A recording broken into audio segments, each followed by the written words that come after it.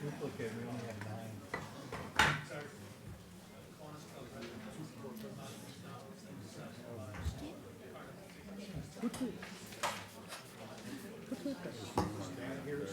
She's right there. Nan. What you can do is get us the last name. What? Eyeglass thing. Yeah, I do. You know, I have one at home.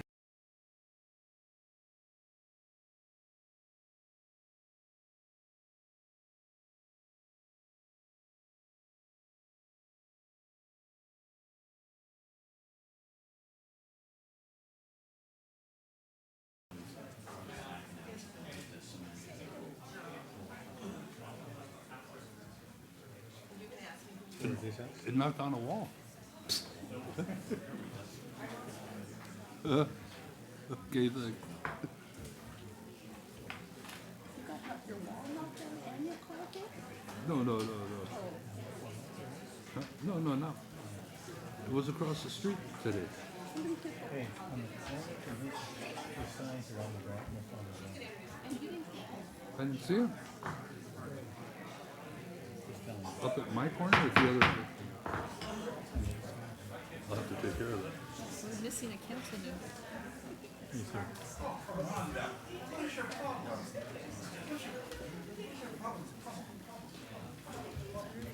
Announce Donna Georgina as the chair. She will announce the kids.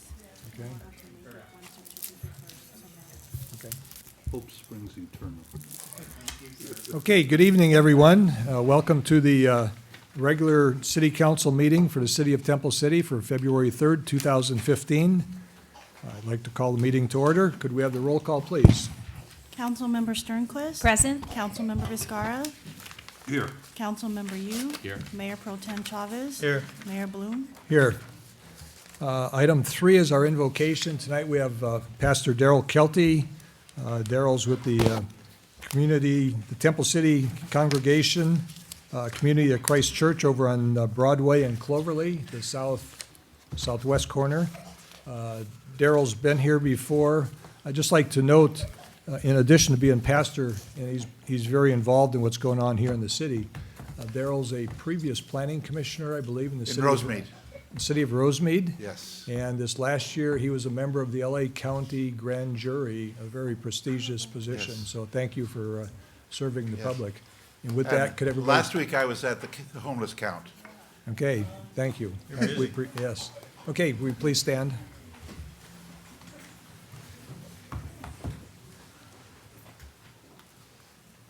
Our holy Creator, we lift our hearts and minds to you this day, and we pray that we might be able to open ourselves to your ever-present Spirit, that in doing so we might come to know better what you would have us do to make this community a better place for all the people who live here, that in doing so we might come to know what you would have us do to make our own lives and the lives of other residents more open and receptive to your will and ways. Give us the strength to live more honest lives. Give us the wisdom to use the knowledge and strength that you have given us more wisely. Give us the ability to see better through our neighbor's eyes, so that in all unity of like minds, we work for a better tomorrow for this world, this nation, this state, and this city. This prayer we offer most humbly. Amen. Amen. Okay, at this time, I'd like to welcome Troop 169, Boy Scout Troop 169, to lead us in the Pledge of Allegiance and our flag ceremony. Troop 169.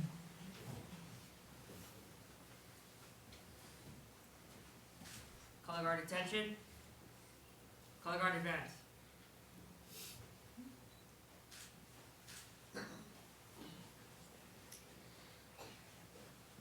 All those in uniform, please salute. All those without, place your right hand over your heart. Present colors. Please join me in the Pledge of Allegiance. I pledge Allegiance to the flag of the United States of America and to the republic for which it stands, one nation, under God, indivisible, with liberty and justice for all. 2. Color guards, post colors.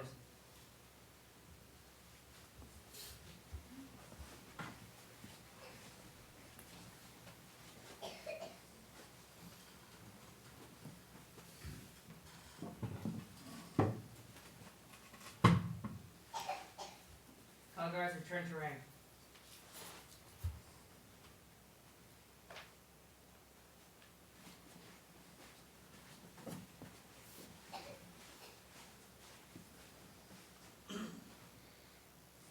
Color guards, retreat.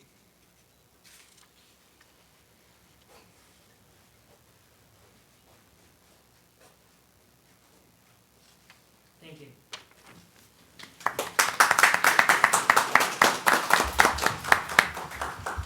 Okay, I'd like to recognize the troop, some of the leaders and the boys that were here tonight. The committee chair is Kevin Suzaki. Scoutmaster is Ronnie Lane. Assistant Senior Patrol Leader is Andrew Law. And the boys in the color guard were Scott No, Assistant Scoutmaster Andreas Suzaki, Sky Lane, Dimitri Rangel, Andy Sue, Kyle Chu, and Jonathan Fang. Thank you, boys, and we're always proud of the Boy Scouts troops in town and all that you do, the service you provide. Sharp-looking group, thanks to all the adult leaders that help the boys become young men. So thank you very much.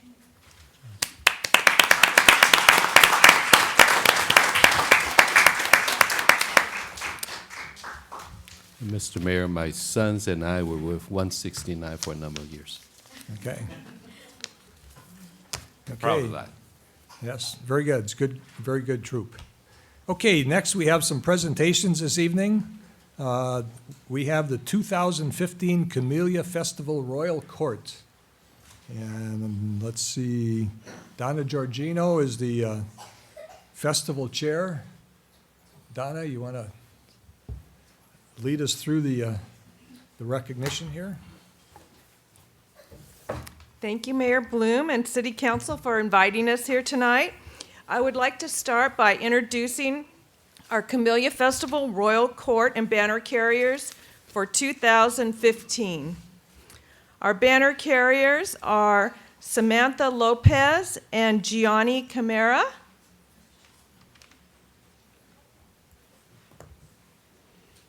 Maya Becerra and Coben Mota. Little traffic jam in the back.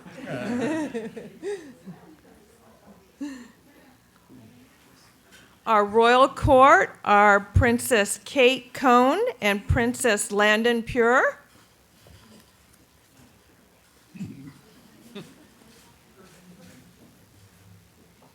Princess Jasmine Z and Prince Blake Skaggs.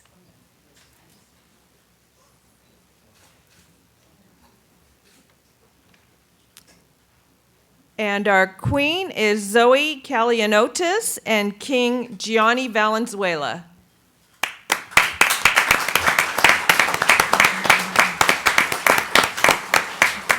These children were selected from a group of Temple City first graders that took part in our annual play day. They were judged on how well they got along with others, following directions, and each child had an opportunity to answer a question using a microphone. Part of their royal duties include opening our carnival, leading our Camellia Festival parade, and making appearances. And this is their first appearance of the year. Does anyone have any questions for the children?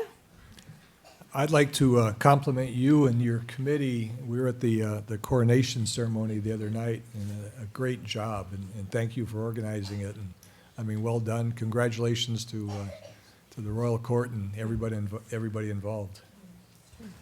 Okay.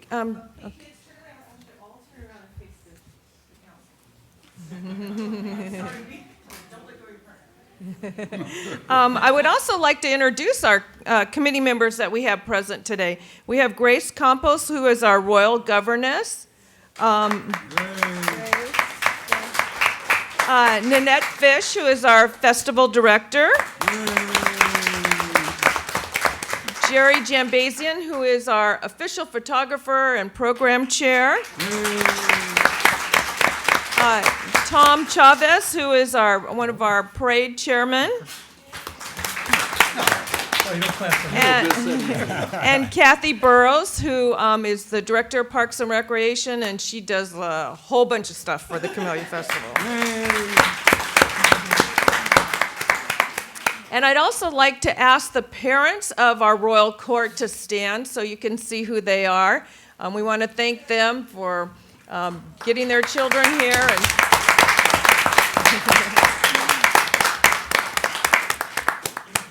And Mayor Bloom, if you wouldn't mind, could you spend a minute and explain to the children what a city council is and what you do?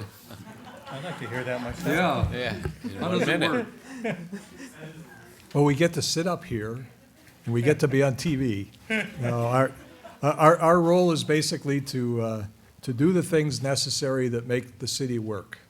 And we have a city staff headed by our city manager, Brian Cook, and some of the staff that is here today that basically do all the things that make it work. We have the parks, we have the roads, we have all the things, like I say, that makes Temple City a neat place. We work with the sheriff department, we work with the fire department, and a lot of volunteer groups.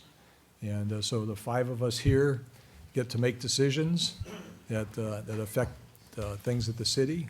And those that attend our meetings, we bring different items up and we discuss them and get input from the public. And then we get the enviable position of making the final decisions on it. So it's a privilege for us to be here, to serve our city. And it's an honor for me to be here with these four other very talented, very educated people. And I hope someday some of you can be sitting up here. As with the Boy Scouts that were here today, we're looking at the youth of our community to develop leadership skills and citizenship skills and be good citizens and make Temple City, or let Temple City continue to be a great place to live. So thank you very much. And would you like to come down and have some pictures taken with the children? We would. We have some certificates here we Oh, want to give them, and wonderful. we got some presents here, so I'll boy. ask my colleagues to come down. A couple of them were asking, yes, you are on television right now. Yeah, there's one camera right there, there's one camera over here, there's one camera back there, and there's one camera over there. And the guys running the camera, the guys and gal running the camera are behind that door right over there. When you get home, look at Channel 3, you'll see yourself. Okay, turn around.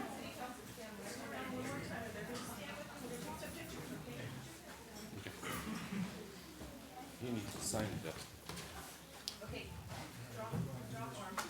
Oh, why don't we do the, here, I'll hold those, why don't we do the pictures first? I think what they got there, yeah, they got their little.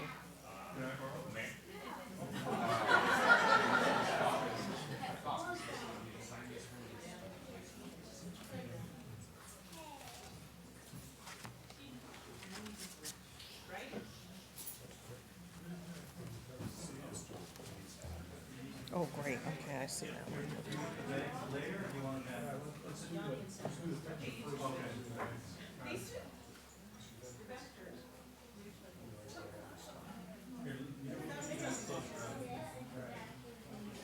Okay, everyone look at Jerry. Everyone look at Jerry, line up. Come forward, the two on the end. Maya? Coben, yeah. There you go. Okay, look at Jerry. Okay, smile a little bit. Don't move, sweetie.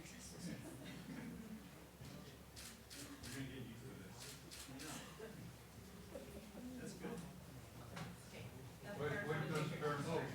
Okay, the parents down. Parents down.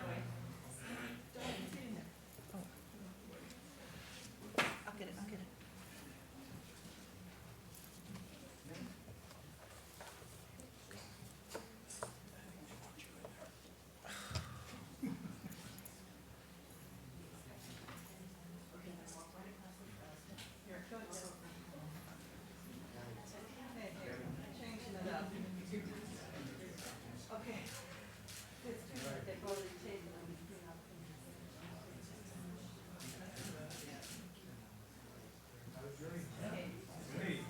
We have some certificates for you and some gifts for you, so if you just stay there, we'll give those to you.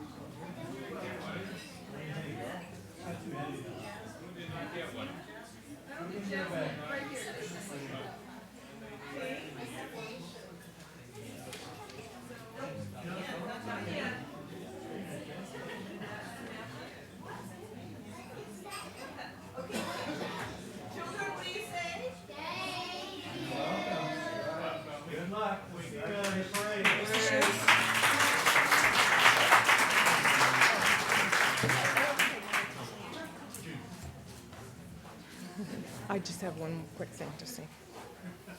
Okay, thank you very much for having us here. I just wanted to remind everybody that the Camellia Festival weekend is February 20th through the 22nd. The parade is on the 21st, starting at 10 o'clock along Las Tunas. And also, we're having a special event this year that I think all of you are going to want to attend. We're going to be honoring Temple City's World War II vets at 12 o'clock on Sunday. So please mark that on your calendar and plan on being there. Thank you. Thank you, Donna.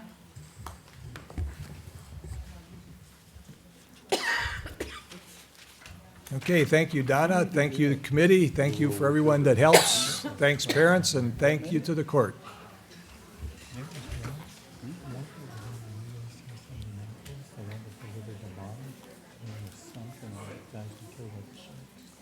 Okay, we now move to item 6 on the agenda. This is public comments on items not listed on the agenda.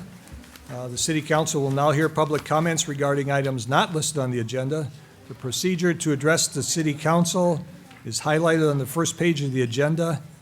And if you would like to speak, I'd like to, if you could see the city clerk and get a speaker's form here. I have 2 people that would like to speak. First of all, Jing Lee from the libraries.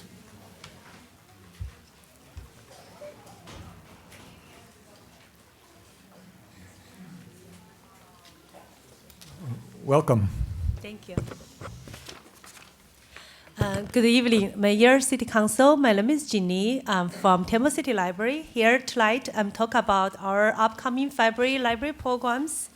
And we have a very 2 special family program, which in February. So the first one is Saturday, February 7th, from 2 to 3 this Saturday. We have a health Asia cooking demonstration. So you can come to the library, learn how to create health and balanced dishes full of delicious Asia flavors. So this is a family program, and we will serve the refreshment at the end of the program. Another special program is going to be again Saturday, February 21st, from 2 to 3. It's a musical performance. It's for our afternoon family. Please join us for afternoon of traditional American music performance. So there's going to be a lot of folk songs, bluegrass. So hope everybody will enjoy it. And also, if you're last minute, if still haven't enrolled for the Cover California, we have an agency every Tuesday at the library from 5 to 7. Offer free enrollment for the Cover California. Also, if you have any question regarding Medicare, medical, and they can help you as well. And also, it can refer you to a different agency. And we have tax form available at the library. So if you need a tax form, you can come to the library, and we have the form available. This year, IRS not send out the instruction. So we will not have the booklet, like the instruction available. But however, if you come to the library, we can show you how to order online or call them by asking them to mail to you. Thank you. Thank you. Okay, thank you, Jing. Okay, I also have a request to speak from Steve Stafford. Welcome, Steve. Welcome, Mayor Blum. Mayor Blum, Mayor Pro Tem Tom Chavez, council members, and city staff. I recently met with Department of Toxics over a place called Crown City Plating. It's on Temple City Boulevard, below where Ellis and Temple City Boulevard meet. They are going to start doing outreach between the end of this month and March and April because there's a lot of toxic stuff in the soil. They don't even know how far it's gotten into Temple City. One thing I know growing up here is that when I was in grammar school and junior high school, they were shutting down water wells, never told anybody why. By about 89, 90, and 91, there was a lawsuit against the water company, and they weren't even truthful. People kept covering this up. I have seen records from El Monte where they were dumping sulfuric acid, cyanide, hydrochloric acid, lead, cadmium in the soil, and it all started in the 50s, about 52, 51. And it went on till at least probably 1997, at which point they got money to do cleanup, compensate residents of Temple City that might have been affected, compensate Hermetic Seal down the other side of the railroad tracks, compensate Union Pacific, compensate their employees. They ran off with the money. El Monte Police subsequently investigated the company. One of their former chiefs, Tom Armstrong, turned it over to the federal authorities. They're now wanted by the federal authorities for stealing federal money. I was comprised of this by former chief of police in El Monte, Tom Armstrong. I grew up with him. He lived on Barella down the street from where I live. And they're as frustrated as a lot of people are. When I spoke to the Department of Toxics, they discovered the hydrochloric acid on some forms that we were all going through.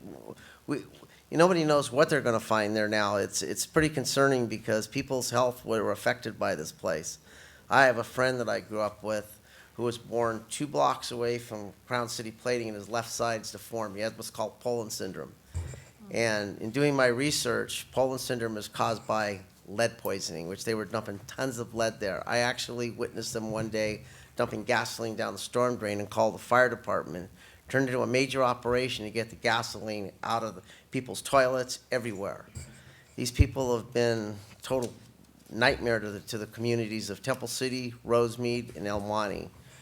And Department of Toxics informed me, like I just earlier told you, they're going to start doing public outreach towards the end of this month, March, April, and May, and they're getting ready to start doing testing. They told me the testing will start the middle of this month, at the latest March 1st, and they told me it's going to be very extensive testing because they don't know what's there. They've got maps that show little black spots where they know their stuff is. There's some pretty big black spots there. There are buildings on Roland that they're going to have to go through that are occupied, which may have to be evacuated. Okay. Thank you. Okay, yeah, thank If you. you have for any the- questions, when they come, feel free to contact me because I've learned a lot and know a lot about this place. I've seen things happen that shouldn't have happened. Thank you. Okay, thanks for the heads up, Steve. Okay, I have 2 other speakers. Quanri Tran.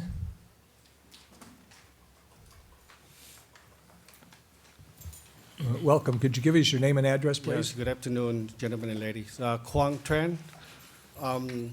Today I learned that the city of Temple allows the construction workers work from 7 o'clock in the morning to 7 o'clock p.m. I did not feel it. I didn't consider anything so important until yesterday. I really suffer and I feel it.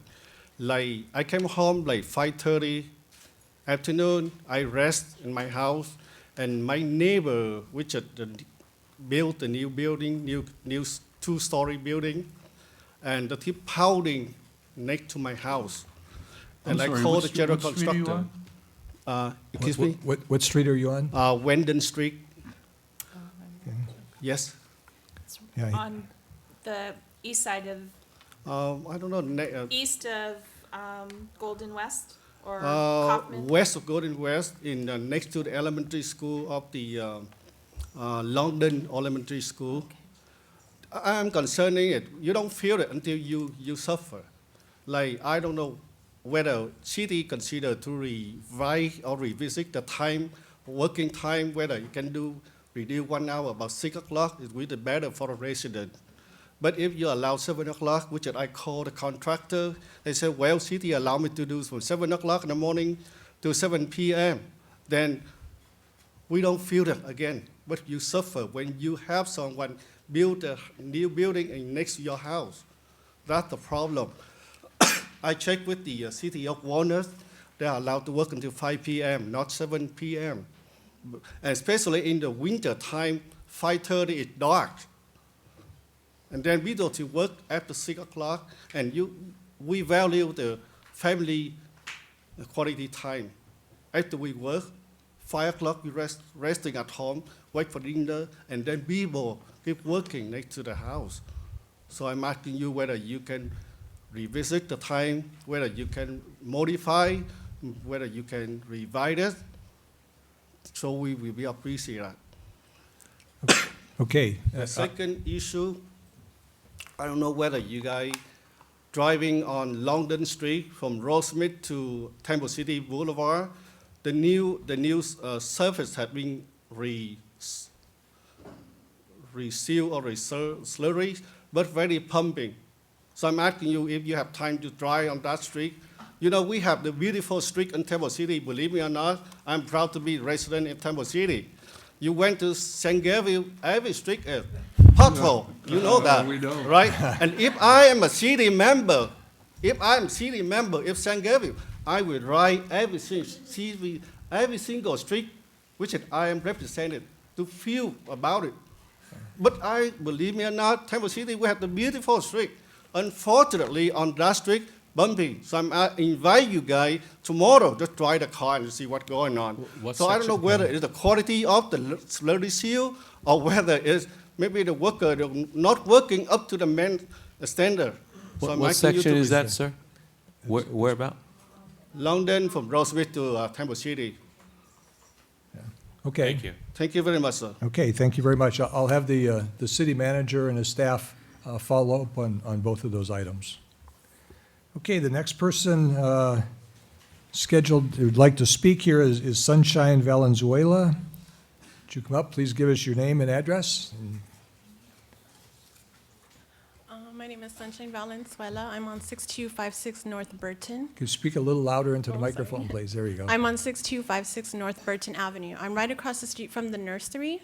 Okay, On our street, I've called the Temple City Police regarding this. I was walking one day with my son, and there was 2 cars parked on the street across by the nursery, right on Longden and Burton. And they were engaged in a decent exposure.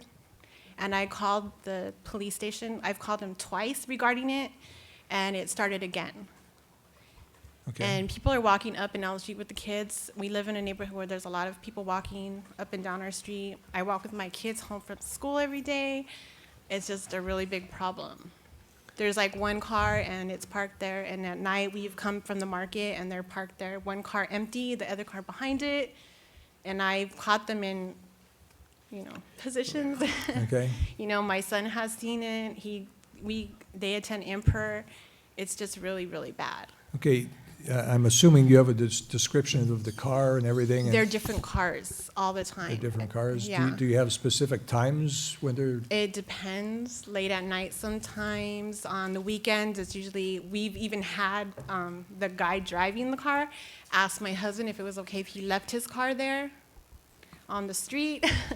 So, my husband has spoken to the guy. So, but I've called the Temple City Police Station twice regarding that. It's- okay, yeah, we have Deputy Rick Adams from the Sheriff's Department Yeah. in back there. Please get together with And I him. have another one. If there's something we could do, we have kids racing up and down our street at night Okay, all the time. I don't know if you guys can maybe put speed bumps somewhere, because the kids race up and down the street, even when I'm walking my kids home from school. And there's no sidewalk on our street, so they're always racing up and down our streets. this on Burton Avenue. Yeah. Okay, this is between, We're on Burton, North Burton and Longden. south of Longden? Yeah. Okay. Yeah, why don't you meet Deputy Adams right Okay. there and talk to him about both of those issues. and, Okay, thank you so much. Okay, thank you for coming. Okay, is there anyone else who would care to speak under public comments at this time? If not, I will close public comments. We'll move to item 7 on the agenda. This is the consent calendar. All consent calendar items may be approved in a single motion as recommended unless removed for further discussion. If members of the city council or persons in the audience wish to discuss any matters listed on the consent calendar, please address them at this time. Seeing none, I will entertain a motion to approve the consent calendar. Motion to approve. Second. Okay, it's been moved and seconded to approve the consent calendar. All those in favor indicate by saying aye. Aye. Anyone opposed? Okay, the consent calendar has been approved unanimously by the city council. I'd just like to note in here, one of the things that we just did was adopt the strategic plans implementation plan. We talked about it last week, but this is really a wrap-up, and I want to thank the city manager, the staff that has worked on this. Good job, everybody, and this sort of puts it together. The next step with the strategic plan is to move into the budgeting cycle, and we're getting ready to do that in a few weeks to start the whole process. So thank you, everyone, on that. Okay, item 8 is public hearings. We have none this evening. Item 9 is unfinished business. We have none. Item 10, we have 2 items under item 10, which is new business. The first item is the adoption of an urgency ordinance to enact a moratorium on massage establishments. And could we have a staff report, please? Yes, thank you. Good evening, Mr. Mayor and council members. Staff was before you a few weeks ago with a moratorium on a different matter where we discussed the idea that state law allows cities to place moratoriums on certain uses or businesses where the city is contemplating a zone code change for the purpose of preventing new development or uses from opening up that could potentially be inconsistent with the new zoning that's being contemplated. So what we're bringing before you this evening is a proposed moratorium on massage establishments, and I will go through a very brief presentation. Okay. In 2008, Senate Bill 731 was adopted, which preempted, to a large degree, local government's ability to control massage establishments. Prior to SB 731, cities had a lot of leeway in requiring conditional use permits or otherwise regulating massage businesses differently from other types of businesses. And what SB 731 did was substantially change that so that cities had to treat massage establishments similarly to other types of professional businesses. In Temple City specifically, the response to that was to define massage businesses as a medical use, and all medical uses, so all doctors, dentists, acupuncturists, similar types of medical uses, in addition to massage, were required to go through the conditional use permit process. So then we could make the legitimate argument that we were treating massage businesses the same as similar medical type uses.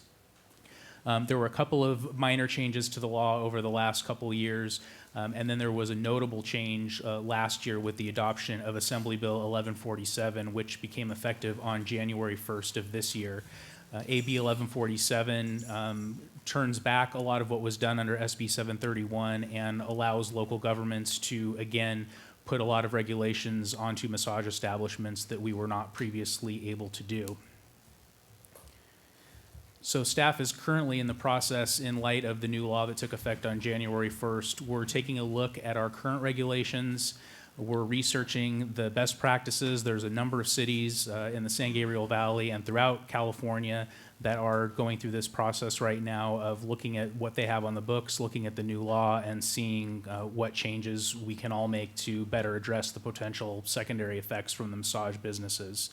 And we are in the process now of drafting revised regulations to be consistent with state law and to get back as much local control as we can for these types of businesses. In this interim period, while we are drafting the new ordinance, we're recommending that the City Council adopt a moratorium to prevent any new massage businesses from opening until we have new regulations in place to effectively address them.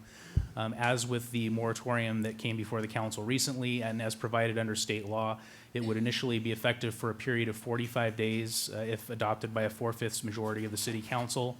And then if after 45 days we are still not ready to bring the new regulations forward, we would come back and request an extension for up to a maximum of 10 months and 15 days, which would give 1 year total. We probably are going to take a little longer than 45 days to get the new regulations, but we expect that it's going to be substantially less than a year. But we will be back at any rate in 45 days to have that discussion with you. So this evening, staff's recommendation is to request that the council introduce, read by title, waive any further reading, and adopt urgency ordinance number 15999, which would become effective immediately upon adoption this evening to place a moratorium on massage establishments. I'm happy to answer any questions. Okay. Are there any questions from council members? No. Okay, if there are not, I will open this for public comments. Is there anyone from the public that would care to comment on this item? Mary, come on up.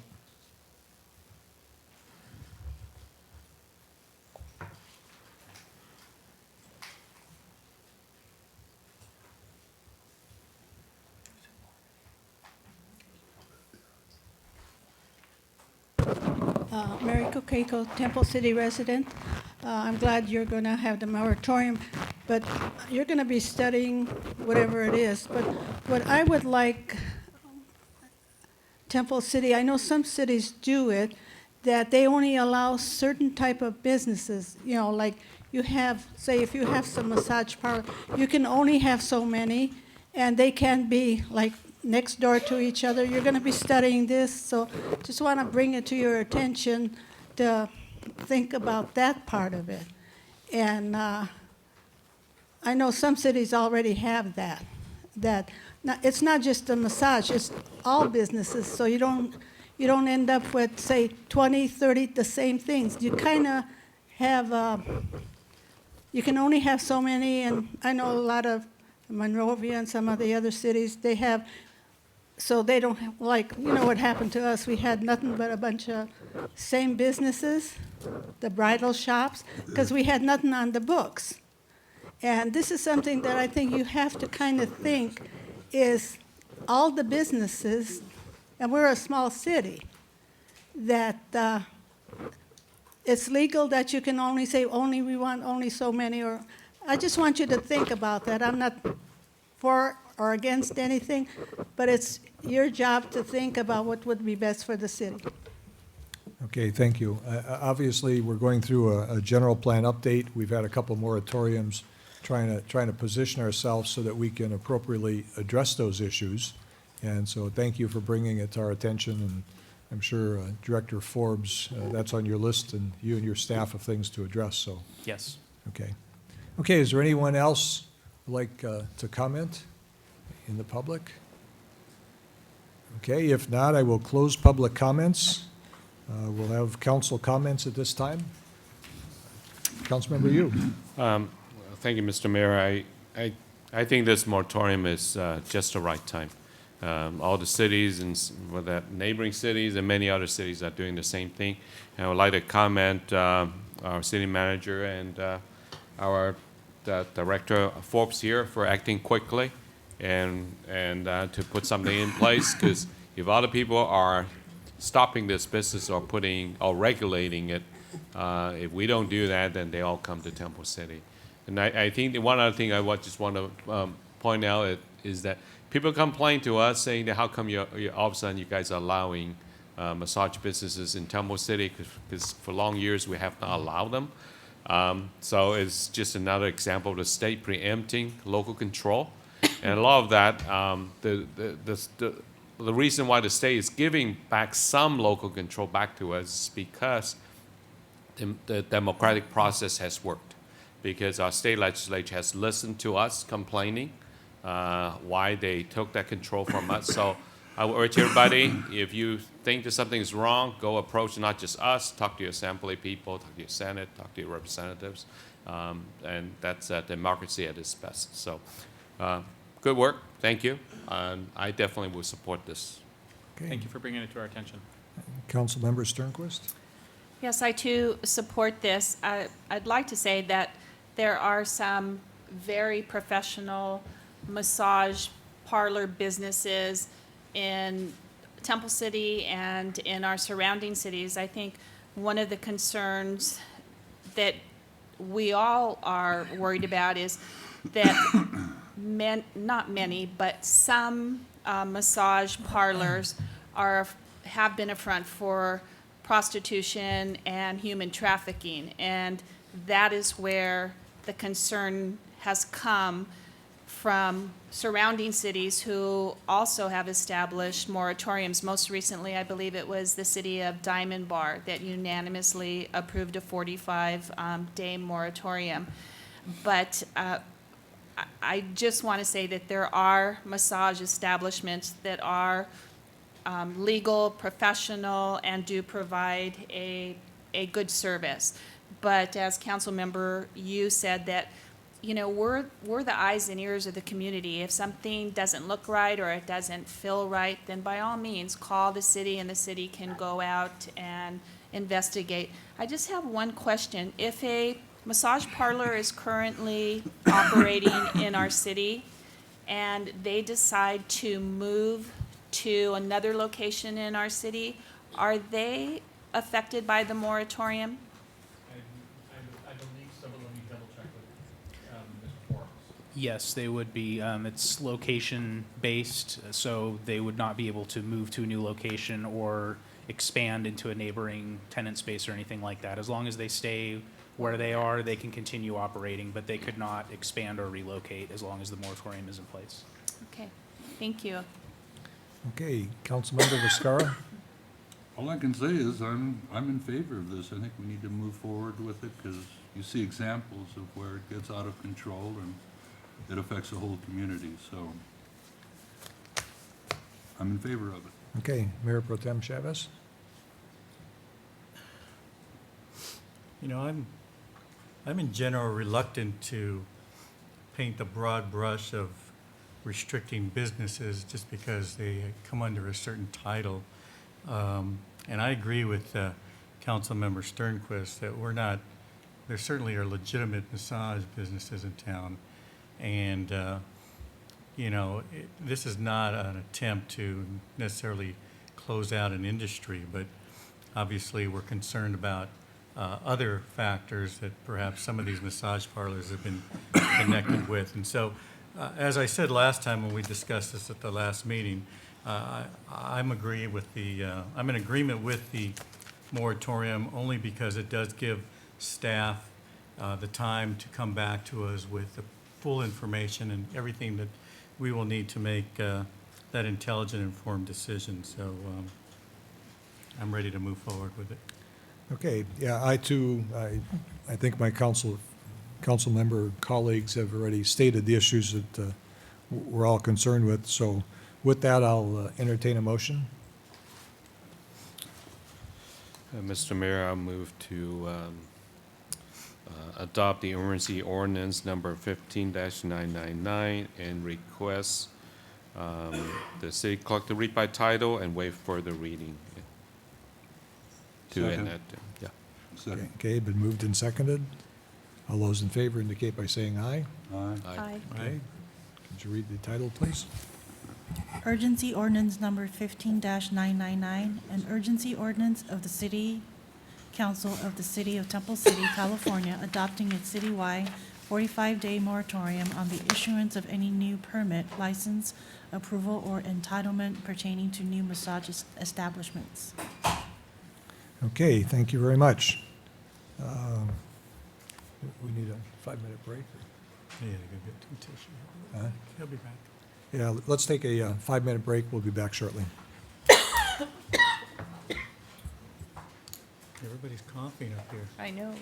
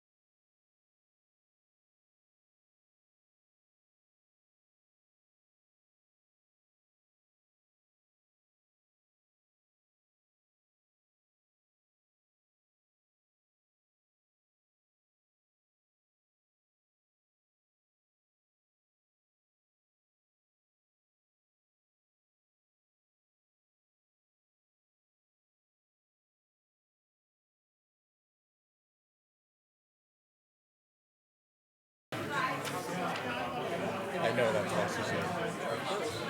I guess they ask about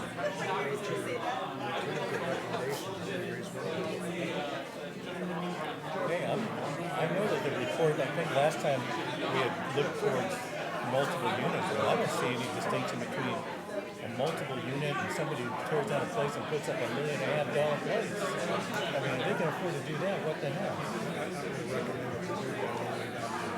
Everything, it's all residential. Who cares? You know, I don't see the distinction between them.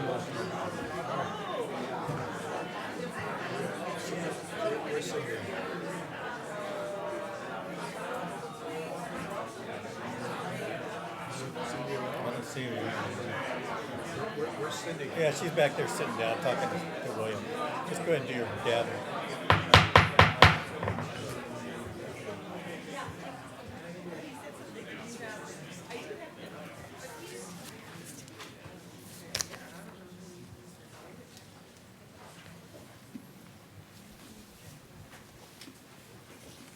Okay, I'd like to reconvene the meeting at this point. We now are on item 10B on the agenda. This is a new business item. This is the percent for art ordinance. And could we have a staff report, please?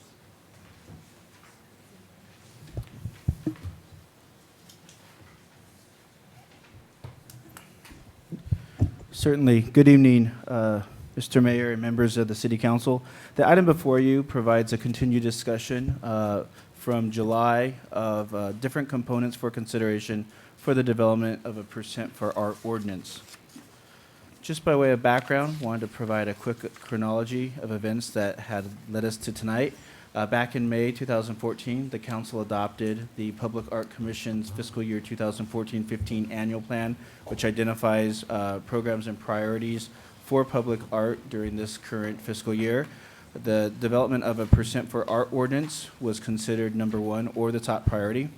Following, in the summer of 2014, the council was presented on different scenarios in the development for a percent for art fee ordinance, and they also provided staff some direction for analysis, which we'll get into later in our presentation.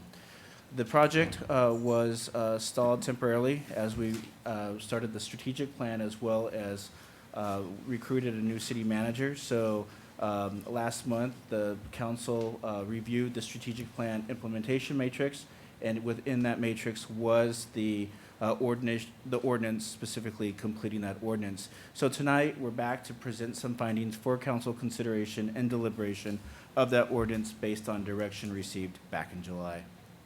So a couple quick facts about the ordinance itself.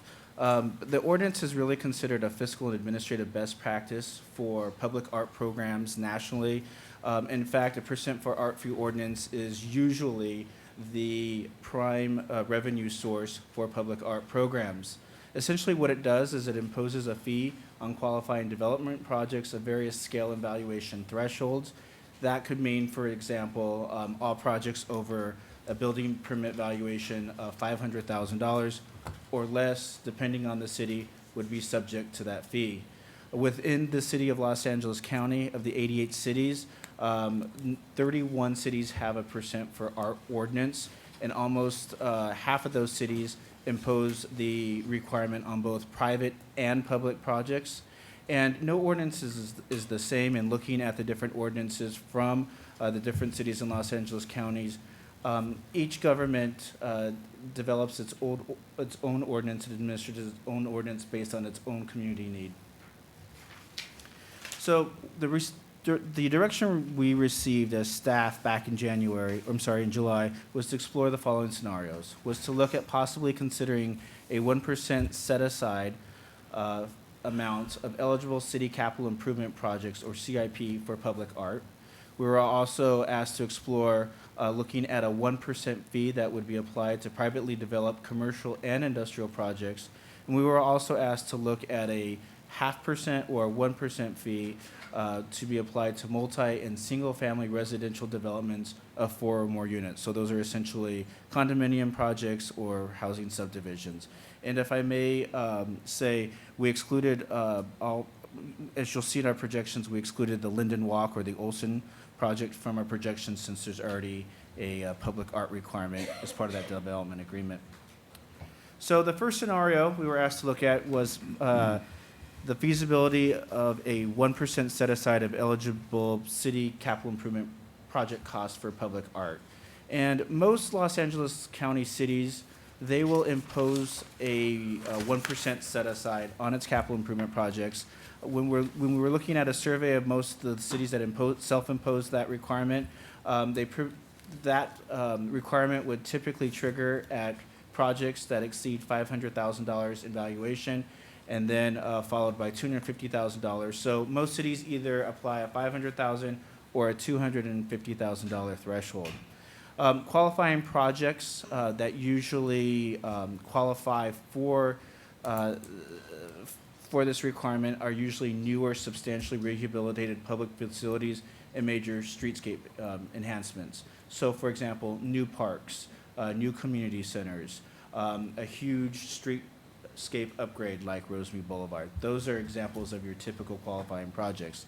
And for those type of projects that are usually exempt from the requirement is ADA improvements, routine maintenance. So even though you may have like a $3 million capital improvement project for roadway resurfacing, you typically wouldn't apply it for that because it's really routine maintenance. And you also wouldn't apply it to internal projects. So if a city owned its own utility and wanted to replace all of its sewer lines, you wouldn't impose that requirement because that public art wouldn't be seen. Yes, sir. Just a quick question. Is the numbers up there, are those construction costs or what the property is assessed at or what? Typically, that's the valuation. That's the total construction cost for the project. Including land value? No. Okay. And most cities typically will exempt land value from that requirement. So a couple considerations. We, looking at the capital improvement program that the city has, we would recommend, if the city council would like to look at a public art requirement for its capital improvement projects, is to use a $250,000 threshold.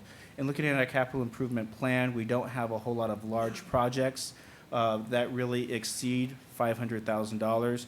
And the prime candidates for any future capital improvement program component for public art would be the upcoming renovations to the Live Oak Park Community Center, as well as the possible Las Tunas streetscape improvements. So we don't have a whole lot of opportunity for capital improvement projects.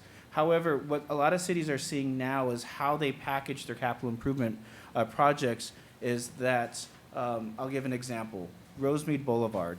It's funded by gas tax, and gas tax was a significant portion for putting together the Rosemead Boulevard funding scenario. A lot of federal and state funding sources don't allow for public art, so a lot of the cities have to absorb that public art cost from its own general fund. The city of West Hollywood has actually looked at that further, and what they've required themselves to do is to look at public improvement projects on a case-by-case basis, so that they can see whether or not public art would be suitable from a financial model, but also from a placemaking model. For example, you're not going to put public art, as part of a sewer improvement plant upgrade if it's not very publicly accessible to the general public. So a lot of cities now are starting to amend their ordinances looking at that requirement on a case-by-case scenario. So Other that- than West Hollywood, are you aware of any other cities A that are lot- using that method? In Northern California, they're starting to look at that. Some preliminary research has shown that Palo Alto is looking at that, and I believe Walnut Creek. Thank you. The second scenario that was requested of staff was to investigate looking at a 1% fee that would be applied to private commercial and industrial projects. And again, as I said before, there's really no correct formula for how you develop this requirement. Every city's different. Every city's development climate is also different. In looking at our issued permits from 2014, most of our commercial industrial activity involved interior and facade renovations. And as you'll see on attachment A of the staff report, most of those valuations are under $100,000, yes. Using some baseline data that we had extrapolated from the county system, and again, cross-referencing that with attachment A, revenue estimates range anywhere from $16,945 to $7,850 per valuation threshold. So you wouldn't really generate a whole lot on commercial and industrial projects, and that's mainly, again, because most of our activity is with tenant improvements, not necessarily new construction. So an example of what would fall under this category would be, let's say we were starting the Camellia project today.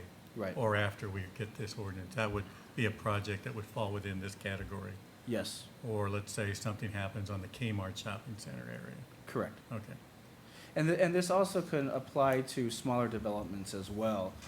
Again, when we were looking at these types of ordinances countywide, for example, Santa Monica's development environment is much different than Temple City's because they're doing, large projects. But looking at smaller built-out cities like Temple City, for example, Baldwin Park just imposes the requirement at $50,000. Any project over $50,000 in valuation is provided that 1% fee or requested to provide that. And then the other community that's similar to the built-out nature of Temple City would be Linwood, where they require a $100,000 threshold. So, it's really staff's recommendation that if you want to capture some revenue, that you would possibly look at imposing a $50,000 threshold because of the permit valuation that we currently have in place.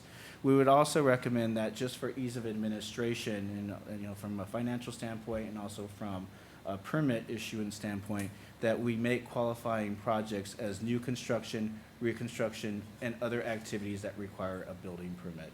So basically, anything that requires a building permit, you impose the fee. So you're including single-family units? Not right now. This is just applying to commercial and industrial Okay. projects. There are most exemptions given across the board countywide to buildings where if they had fire or earthquake damage, you would exempt that fee from that.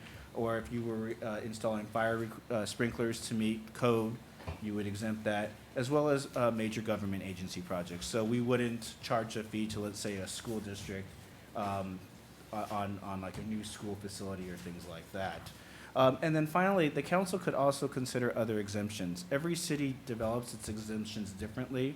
For example, if there's a need for childcare facilities in a community, there's one community that actually exempts childcare facilities from paying this fee. Some cities will look at churches or other nonprofits of not having to pay the fee. And then depending on certain economic development goals, I know, for example, Glendale, because the car dealerships are so influential in the revenue there, that any improvements that were going on to the car dealerships, they were not having to pay that % for our fee. So really, again, it's a very flexible set of conditions. So are we talking tonight, or is that for future, about what would be the exceptions to this? Is that something we're going to be deciding tonight? Yes. Okay. And- Because, my experience is when you start passing laws and then you start passing exceptions, all of a sudden the exceptions swallow up the law and you have nothing. So Right. I see there's all these exceptions, and not that I disagree with them, but,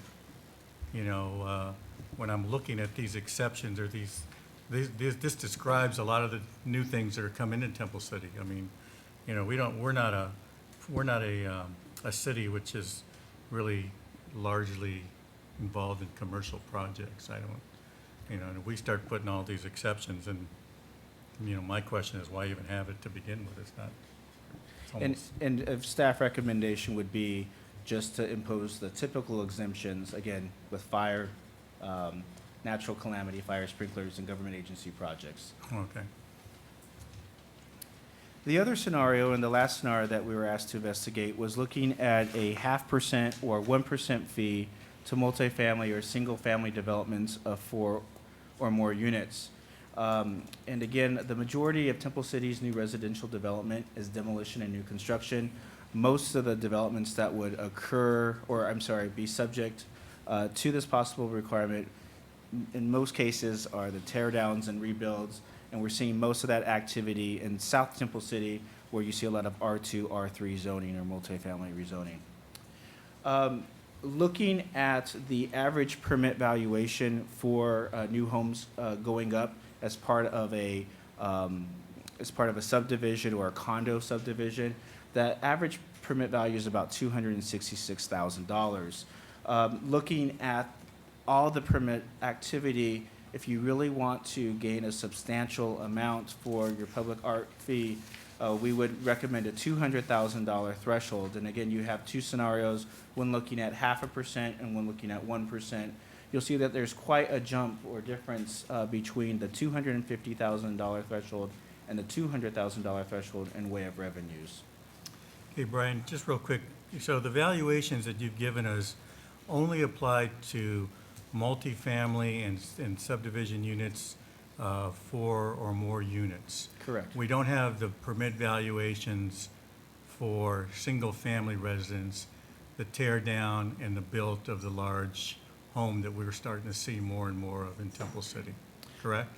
Correct. However, anticipating that question, we did prepare a spreadsheet that was provided. Is that on what the we have dais. here? Yes. Okay, That so could this is these are the numbers for the typical single-family residence in Temple City? Correct.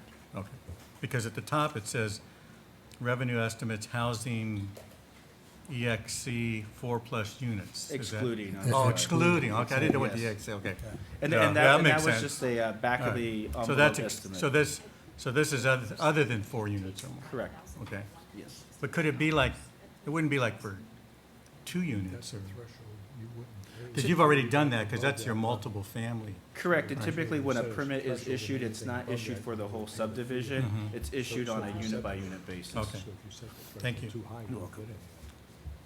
So these numbers we have before us are the yields that would include the single-family homes as well. Yes, Right. that's All right. provided in the paper. All right. And just for context purposes, as you'll see on the slide, again, Baldwin Park and Linwood that are built-out communities, they impose a $50,000 or a $100,000 threshold to this requirement. And then Sierra Madre, who's local, they impose a $250,000 threshold. So any threshold that the city council would be recommending tonight would probably be on the lower end of thresholds countywide.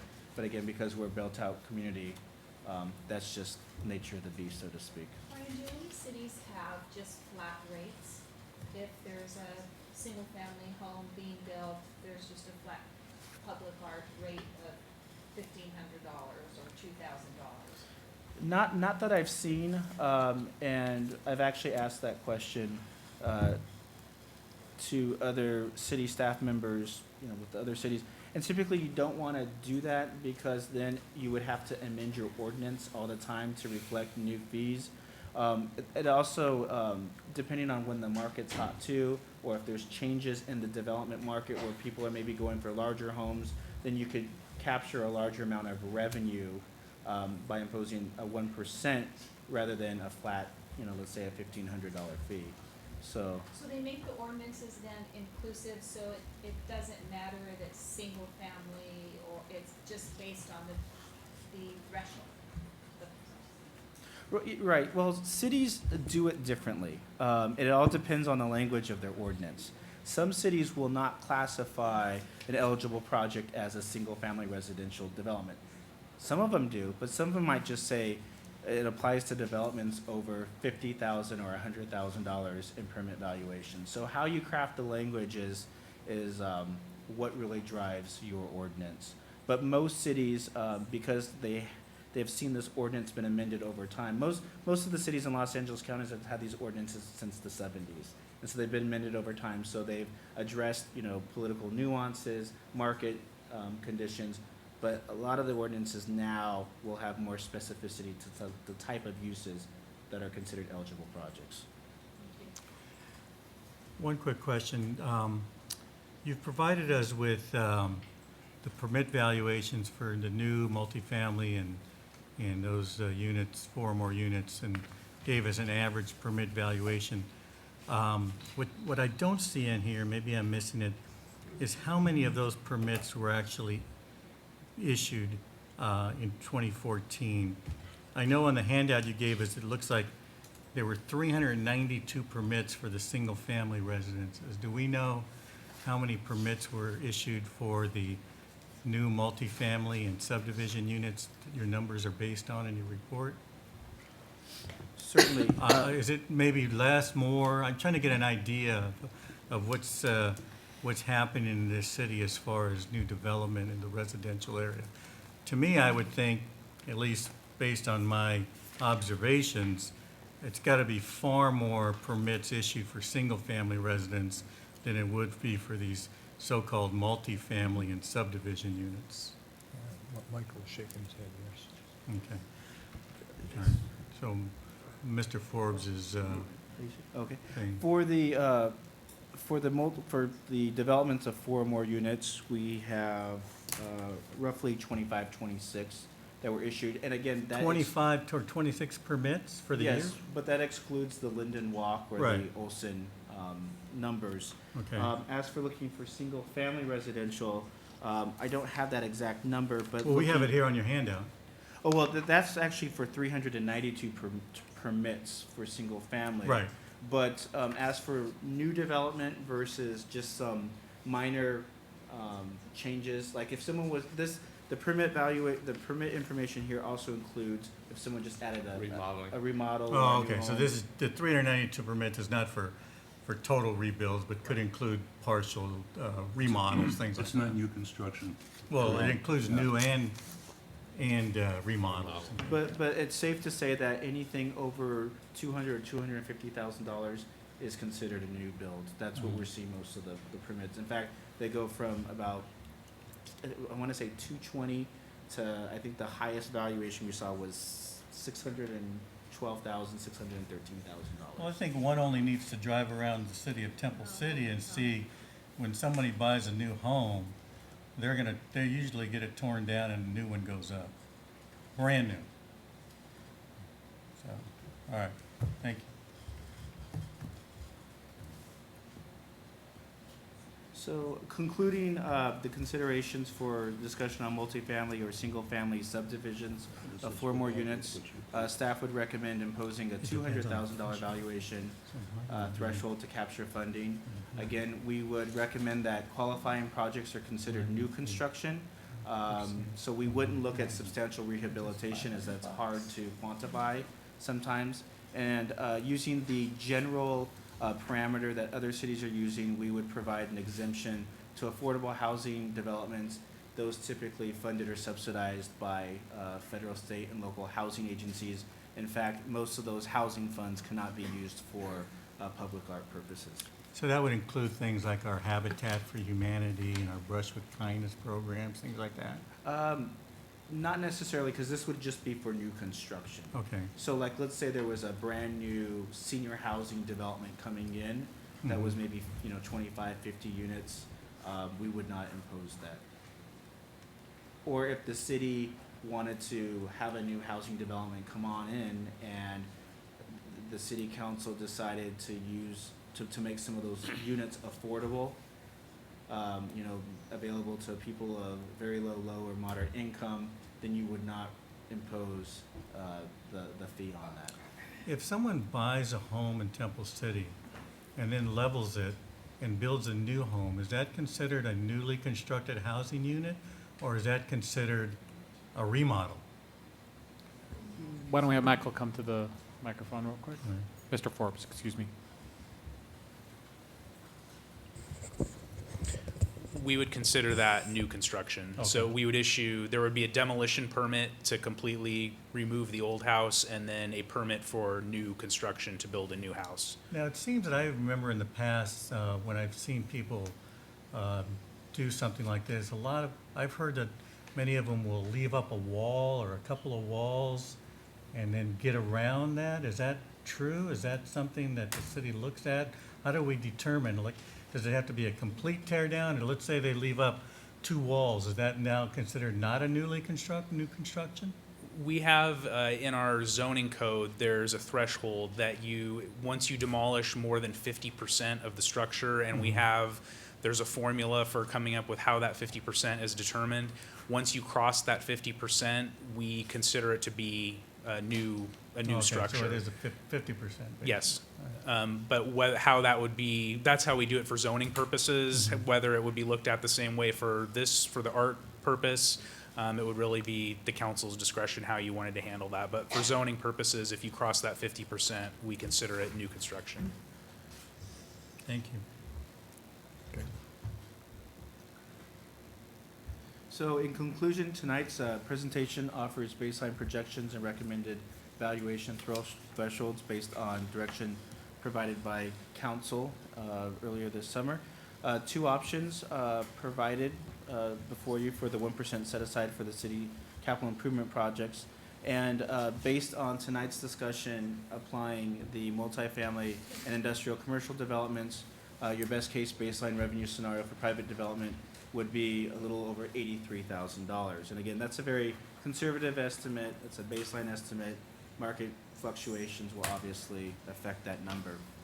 So with that being said, next steps for the discussion, should the council look... Could you go back just a minute? Certainly. I just want to get something straight in my mind.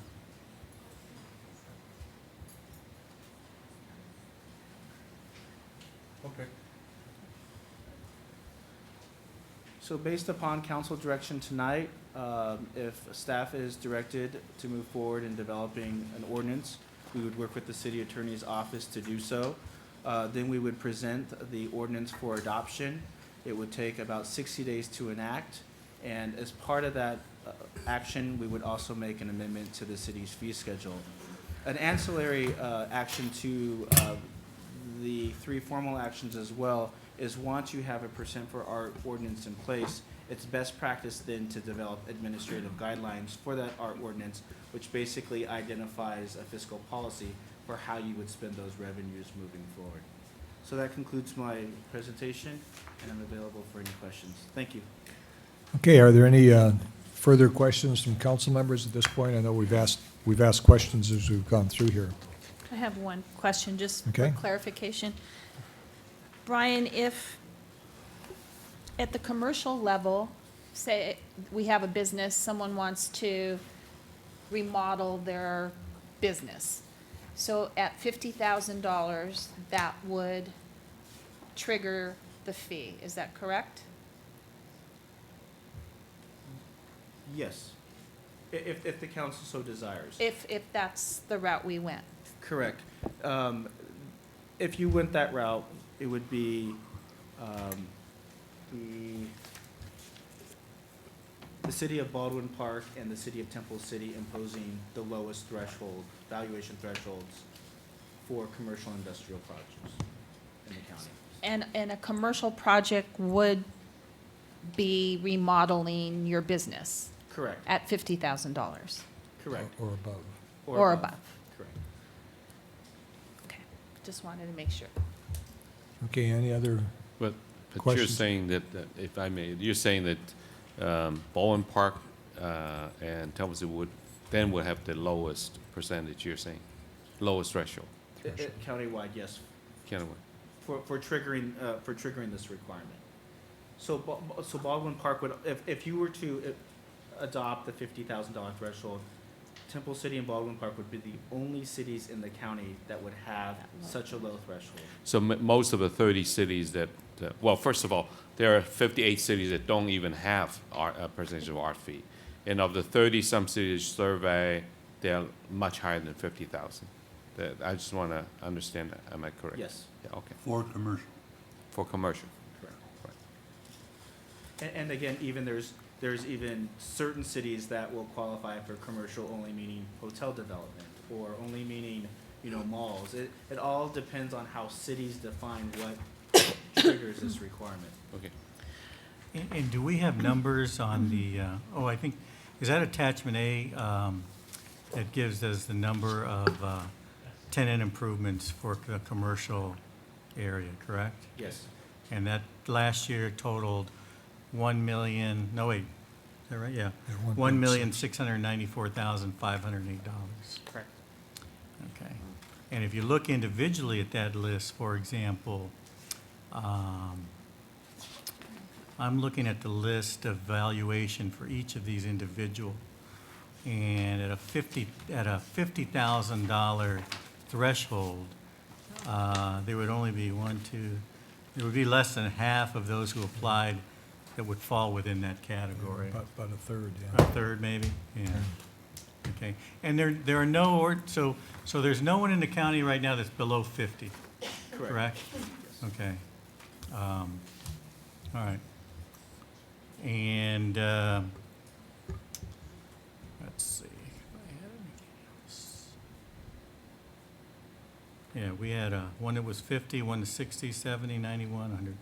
Okay, thank you.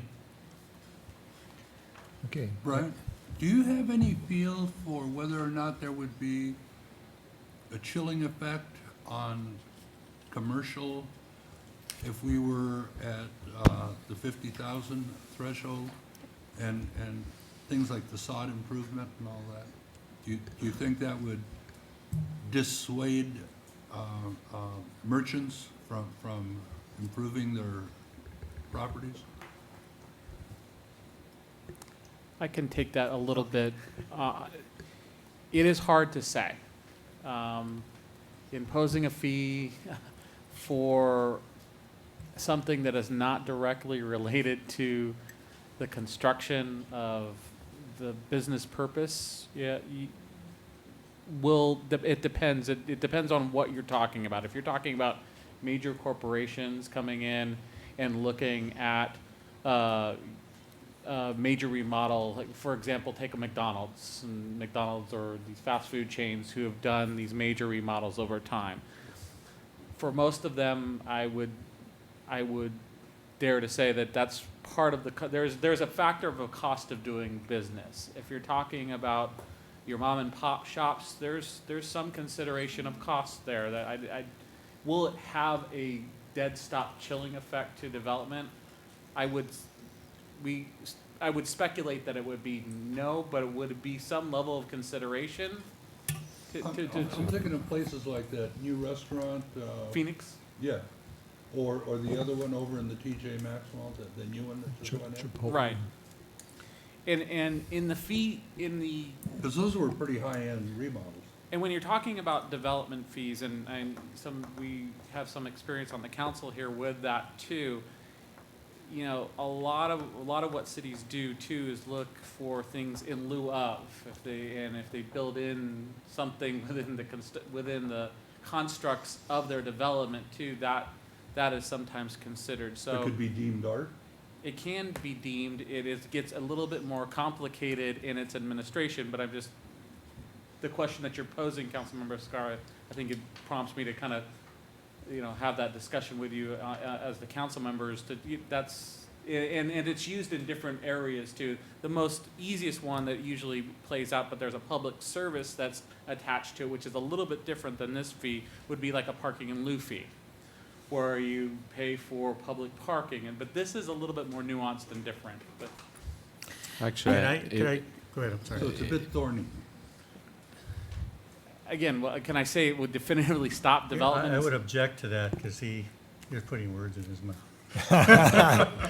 You're leading well. I don't think you're thorny. Go ahead. I have a different opinion about that. Actually, it's the completely opposite of what our city manager's opinion on that.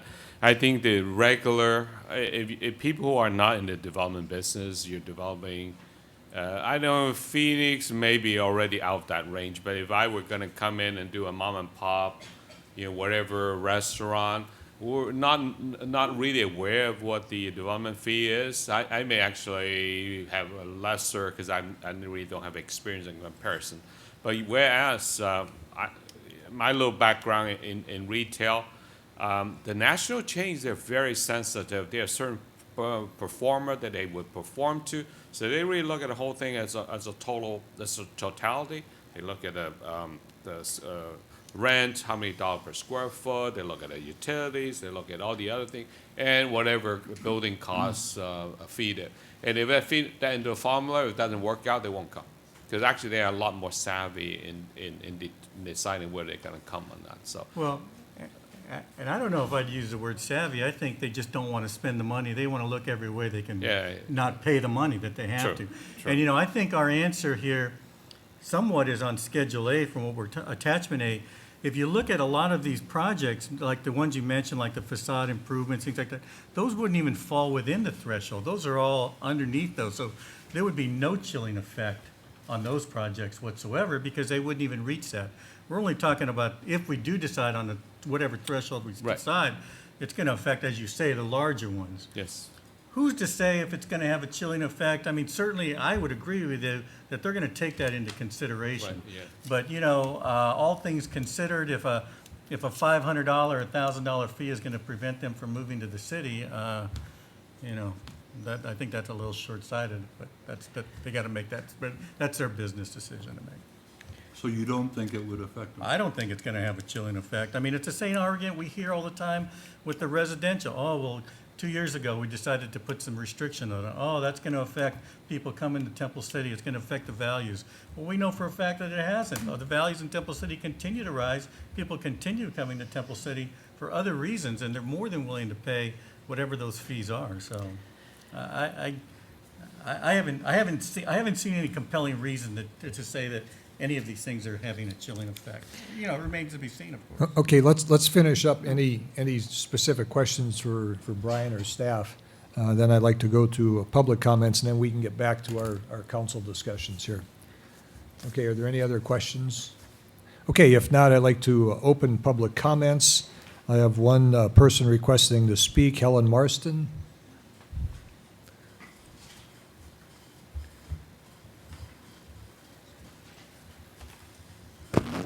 Good evening, Mayor Bloom, councils.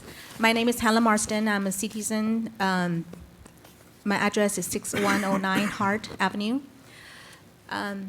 As a Citizen Academy graduate, I really understand and appreciate the efforts of the council and the staff to beautify our city. And I support that wholeheartedly. But I do have some concerns regarding this new ordinance. Number one, in our city, 90% are residentials, so we short of commercials. And we not only try hard to keep our commercials in town, and also we need to try hard to attract the new commercials come to our town.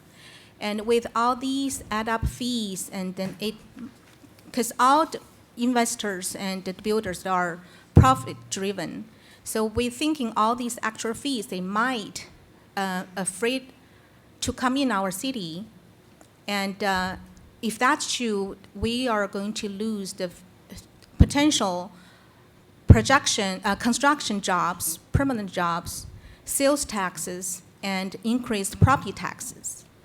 And number two, I just came back from California State Association Realtors Direct Meetings. The housing affordability is still a statewide crisis. We fortunately live in Temple City that with the property value rapidly increased. But in the meantime, I think it made a lot of people lose their ability to buy a house in Temple City, especially the young generations who grown up in town, but now they have to look up places other than Temple City because they cannot afford. So with the add fee to the multifamily, of course the builders and the investors, they will add the actual cost to the ending customers, consumers, means that are our future potential buyers. So I think that will make the housing affordability even worse. The third, in the real estate industry, we're still suffering the shortage of inventories. With all these extra fees, it might slow down the transactions and then will make the shortage worse. And then I think eventually that will decrease our the taxes the city might benefit from the transactions. So I suggest that we first seek if there's any other alternative way to generate fund for the public art, or if we have to add some fees or some percentage, please carefully consider on the numbers and the thresholds in order to avoid negative impact. Thank you.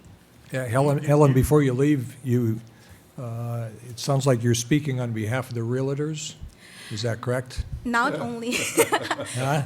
well, actually, I'm also on behalf of residents also. Okay, but you are the liaison from the Realty Board to the City Council. That's true. Okay, let me ask another question. You say if there are other ways of raising money for public art, do you have some recommendations for us on how to do that? Not tonight, and then I think maybe I can talk to our colleagues and also GPAC members and then our classmates from citizen academies. I know it would be great if we had a philanthropist in town here that would give us $500,000 a year or something to do this stuff, but I don't see anybody out there at this point. So, Well, I will say Helen donates a percentage of her commissions to the schools, so maybe if we get all the realtors who sell homes in Temple City to donate to public arts, it's just yeah. Okay. Anything else, Helen? Well, thank Okay. you. Thank you very much. Okay. Would anyone else care to speak on this item?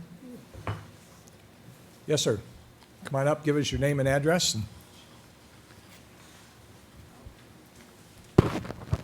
Mayor Blum, Council, City Council members, thank you very much for yielding the floor. My name is Kenny Chung. I come here as a representative of one of the landlords of Temple City Plaza, where Kmart is located. And Wait, I'm sorry, you representing who? one of the landlords Oh, one of the landlords. Okay. of Temple City Plaza. There are, I believe, 8 or 9 All right. different landlords. Thank you. Okay. I had a number of questions I was hoping to ask Mr. Hallworth. I was wondering if I should just ask them in sequence or one just. It's more proper to direct it to Yeah. the mayor. Bring and then the mayor will- questions to us, and then we'll Okay, decide how to absolutely. do it. Okay. So the first question is whether or not there's been consideration of a cap on how much would be considered for the ordinance? I know there have been some discussions. It hasn't come up yet, but Uh-huh. that obviously is a factor that could be considered, yes. And being a representative of the Kmart, you're talking about obviously the commercial side of this, then, I guess, right? Right. I'm not a representative of all right. Kmart. I'm just one of the. No, I know, but I mean, I It's refer the to Kmart commercial, shopping yeah. center, but shopping Uh-huh. center. So you're representing the commercial. Somebody in that shopping center. Right, correct. You're talking more, the questions are directed to the commercial component of this ordinance, not, Mhm. for example, the residential or the city projects, correct? Correct. All right. And the reason why I bring up a cap for the ordinance is concern for future redevelopment of that entire plaza. I'm concerned that if there is an ordinance that requires a 1% fee, on smaller amounts that may not seem very much, but as Council Member you mentioned earlier, as the amount grows larger and you're talking about $100 million or $200 million for redevelopment, that amount is quite significant. And there are actually a number of national tenants who are interested in coming in to Temple City. Personally, I've dealt with Dollar Tree, Harbor Freight, as well as Planet Fitness, and they were all very much concerned with pricing, and they were all very much concerned with the bottom line and profits.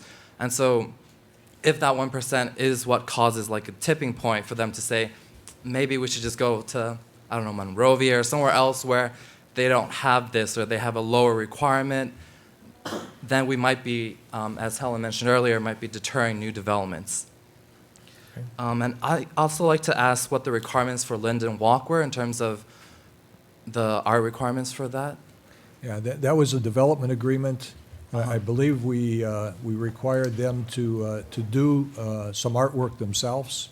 So, I mean, they incorporated that in, plus I believe there was a $150,000 contribution to the city spread out as they get the different building permits. So it was both in kind and a fee. Okay. And I'd also like to ask, in terms of the capital improvement projects, 2 were mentioned in the report. One was for the Las Tunas Drive streetscape project, and as well as there was a Live Oak Park Community Center project. I was hoping to get an idea of what the estimated cost for those projects would be, as well as what would happen to excess funds that are raised beyond there. Well, those are, I would say that those are two things that are on the horizon right now. I don't think we've scoped them completely out yet. We know they're coming. But, you know, the total extent of the public art program is not just those projects, but there's, you know, considerably other stuff in the city that's on the agenda and on the plan to move forward with. I see. Oh, and for the discussion of the cap, what would be a proper avenue for that? We haven't discussed that yet. That would have to be part of our discussion here this evening. Okay. Okay? Okay, thank you very much. Any other? That's it. Okay, thank you very much, Kenny. Okay, anybody else care to, okay?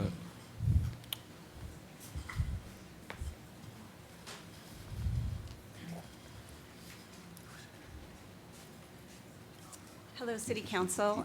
My name is Kathy Keelan, and I am on the Public Art Commission. And I came tonight because I knew this was going to be on your agenda. And I just wanted to thank staff for all the research, because I know it was a lot to go through all this. And the talks to do this actually started probably about 4 or 5 years ago.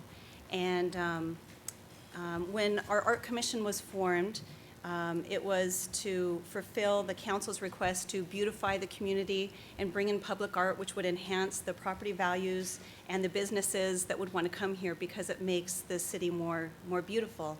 And without any funding, we can't really do much. We do have, I believe, on our upcoming agenda to look into funding, into grants and different things, so we can start funding some of these projects ourselves. But art is expensive. And so I'm excited about this, because then we'll be able to actually start working on things to beautify the community. The other thing I wanted to mention is that if, and correct me if I'm wrong, whatever gets decided on, if we find out it does have a chilling effect or something, it can be changed, correct, at some later point? So whatever gets decided isn't necessarily set in stone if we find out that it has an adverse effect, I believe. Yes. So anyway, just thank you for all the research, and I'm excited about this. And I know the commission is a very responsible group that will spend whatever money is available really wisely to really beautify Temple City. Thank you. Okay, thank you. Anyone else care to speak on this issue? Going once, going twice? Okay, I will close public comments, and I will now move to council comments. Councilmember Viscara. Could you come back to me? I'm still cogitating. Okay. Councilmember Sternquist. Are we, I'm sorry to interrupt, but are we, it might be a good idea, and I don't know, this is just for suggestion. We have basically 3 items before us here today. 3 or 4. Well, we've got a city capital improvements, we have commercial projects, and then we have residential. Can we start with commercial? Why don't we? We can go through those. Why don't we go through those? Okay.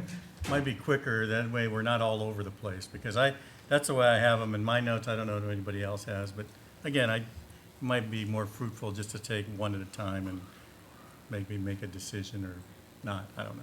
Okay. That's up to you. Okay, I'd like to just make a couple general comments to start with, as was just talked So I about. don't have the floor anymore? Huh? Okay. We'll be back. Okay. As was stated when the commission was set up, one of the goals was to have very limited general fund contribution to it, that the general fund dollars would basically be the dollars to support the commission and the things that go with that, as we do with all the other commissions. So the goal from the very beginning was to find external funding sources other than the general fund to move this. The other thing is we've talked about, and obviously in our discussions, we're not a big industrial commercial city. Over 85% of our land use is single-family residence, which means very little is for other stuff. The cost of homes, we've talked about that, and I know Helen's talked about what effect this may have.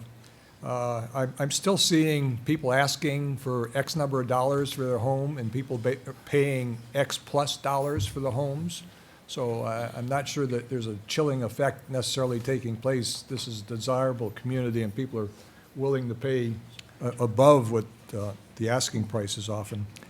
And also, as was mentioned, as we're hoping to move towards getting funds from grants and other places, you have to have matching funds, as we've talked about in many of the other things we do.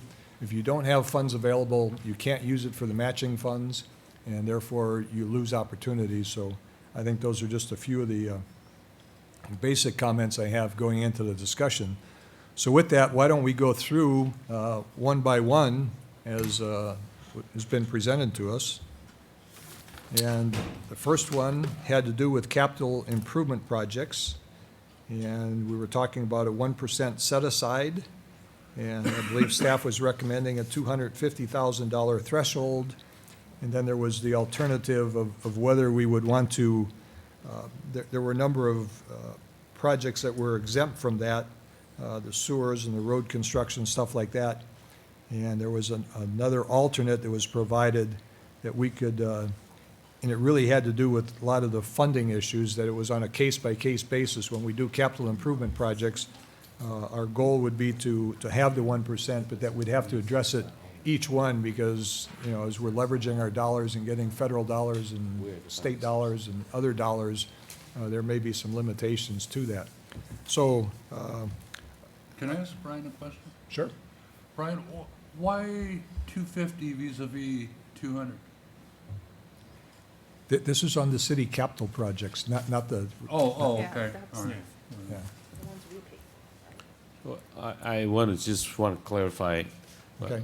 for everybody and for even us council members what this really is.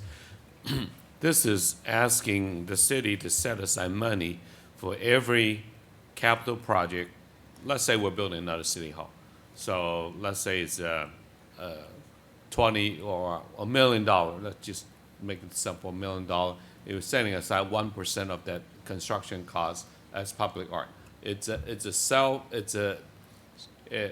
an action we impose on ourselves voluntarily.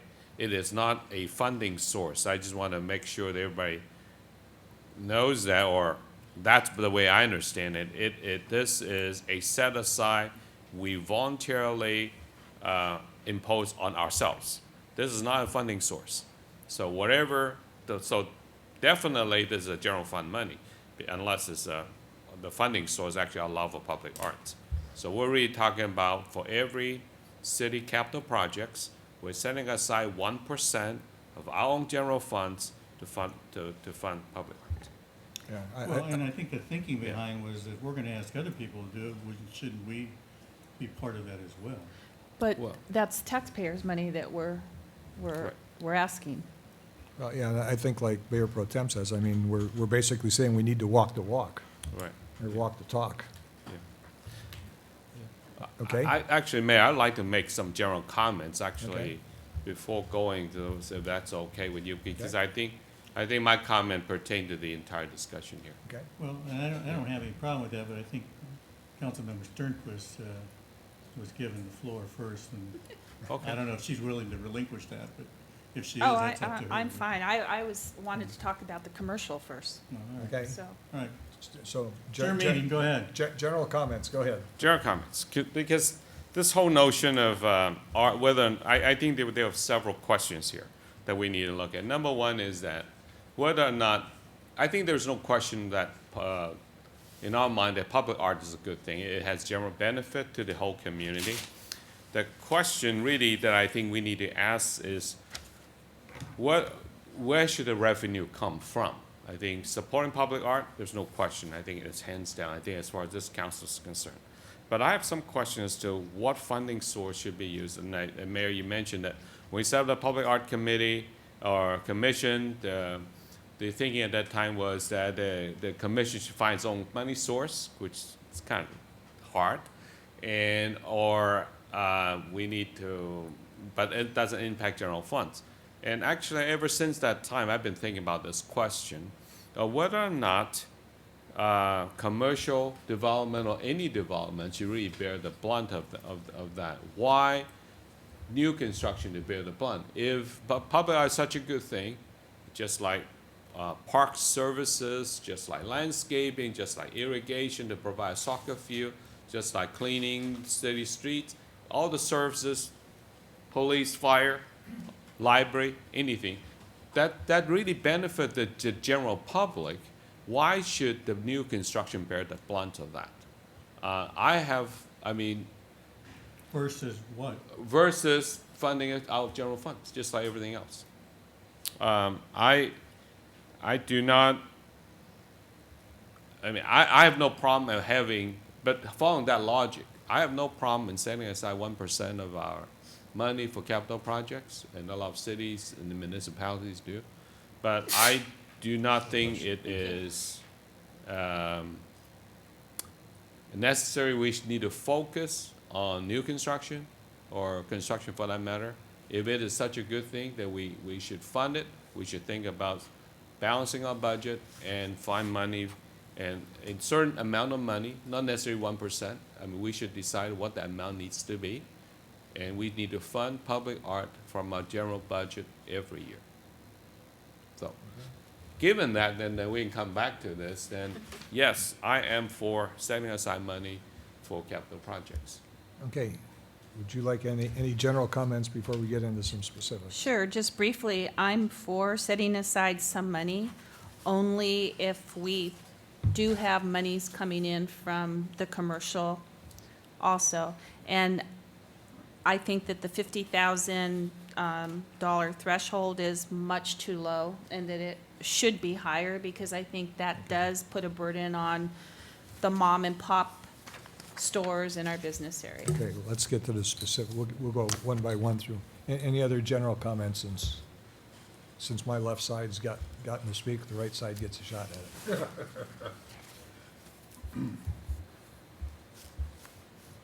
Yeah, I'm really torn about setting aside, and you're talking budget, right? Mm-hmm. I'm not sure I agree with you on that. It's how much of the cost of Rosemead Boulevard was grant funded? 40, 60,000. The rest is special funding. But it wasn't general fund. 4 to 6 million. I'm sorry. Yeah. It wasn't general fund. Yeah, there was about $1 million of general fund dollars. Yeah, so I would not have had any problem tacking on 1% to that kind of funding. Yeah. But and I would you mean assume, our own fund, 1 million? Yeah. The general fund portion. Yeah, but that was a small portion when you think about it. Yeah. And I would assume that, let's say we redo this building or this plot here. I suspect we're not going to be using a lot of general fund money to do it. We're going to be looking for money. No, maybe So, general fund, maybe a bond. In that context, I'm thinking that setting aside, not setting aside, in effect taxing us 1% would not hurt us. That's my opinion. Okay. Anything else from a general nature before we get into specifics? No. Okay. Mayor Pro Tem?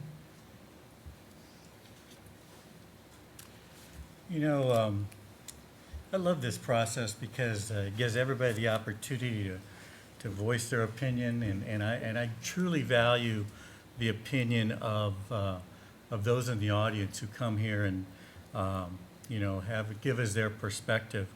But in listening to everybody tonight, including myself, it kind of reminds me of that old saying, everyone wants to go to heaven, but no one wants to die.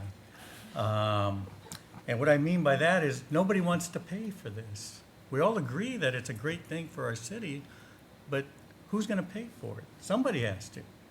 And Vince, I agree with many of the things you say, and certainly the city has to take an active role in funding a lot of this. But at the same time, I think, we can't fund everything, and we've seen that with other projects. This is where we have to think outside the box. This is where we have to look for those partnerships, whether it be commercial, residential. I really think that, it's not going to have the chilling effect, I'll use your word. You know, chilling effect is a common term. I've never heard it used. You really? Yeah. Not here. Yeah. Oh, okay, well, yeah, Oh, maybe I've not heard here. it used All many right. times. But, you know, my thinking about art is that it will not only, it'll improve our city to the point that people are going to want to come here because of that. They're, you know, we'll having a great city with art, with places to go, with people to sit, isn't that going to draw customers to our businesses? Isn't it going to tell people, hey, I'd like to live in that city? In addition to all the other things we have, the great schools, whatever. This is just one additional thing. And again, you know, like I said, it's you know, if we're going to be committed to this, and I think we are, I think we've passed that point, we are committed to it, then, you know, we're going to have to find a way to pay for it, and it's not going to just be the city alone. I don't think that's going to work. So those are my general comments for now. Okay, let's move into the specifics. First was the set aside for the city capital projects. We've already talked about that. If I'm hearing a consensus of everybody, I think everybody's saying, yeah, the 1% is appropriate. We need to walk the talk. Well, I don't think Vince is. For you, for the 1%? I'm okay with the 1%. I mean, that's what, I'll throw in, the county set aside 1% on every capital project for public art. But whether or not we actually, well, because Councilmember Viscaris asked me a question, yeah, I have no problem with the 1%. The Well, question. I just want to be clear, because maybe I'm getting a little lost on the terms. Are you talking about funding it in our regular budget? Yes. We have a capital project, but the difference in, I think, a lot of, like the county, they generally would put that 1% back into public art for that specific project. Let's say your county hospital or a general hospital, but they do put a cap on that. Let's say they said no more than $1 million. Of course, the county is much bigger than we are. They said 1% up to $1 million. And we would have to think too about the exclusions, right? Like the sewer project. But generally sewer, those don't have it. It's like, I mean, by that they mean like buildings, something. I mean, they would even argue your street does not count. Your Las Tunas beautification would not fall under that in the context of the county. In other cities may. Stormwater may not fall under that. But I think we would have to decide on what fall into that category. Okay, what we're doing here tonight is providing direction to staff to come back, hopefully at the next meeting, with an ordinance that reflects whatever direction we're going to give them. But we're trying to drill down to something We're trying to more drill down, we're trying to give them. specific. Right, the last time we talked, we sort of got here, and then we sort of backed off, and it went away for a while, as he said. So now I think we need to drill down and get there. So if I'm hearing correctly, one of the directions is, yes, we do want to do the 1% for city capital projects. The next thing was the threshold. They were recommending a $250,000 threshold. We all basically. It means any project under 250 will not have set aside 1%. That's right. Okay. Okay, if I may interject. Sure. There is another option that was given to us. Are you Okay. gonna Yeah. go through that as well? Because right now the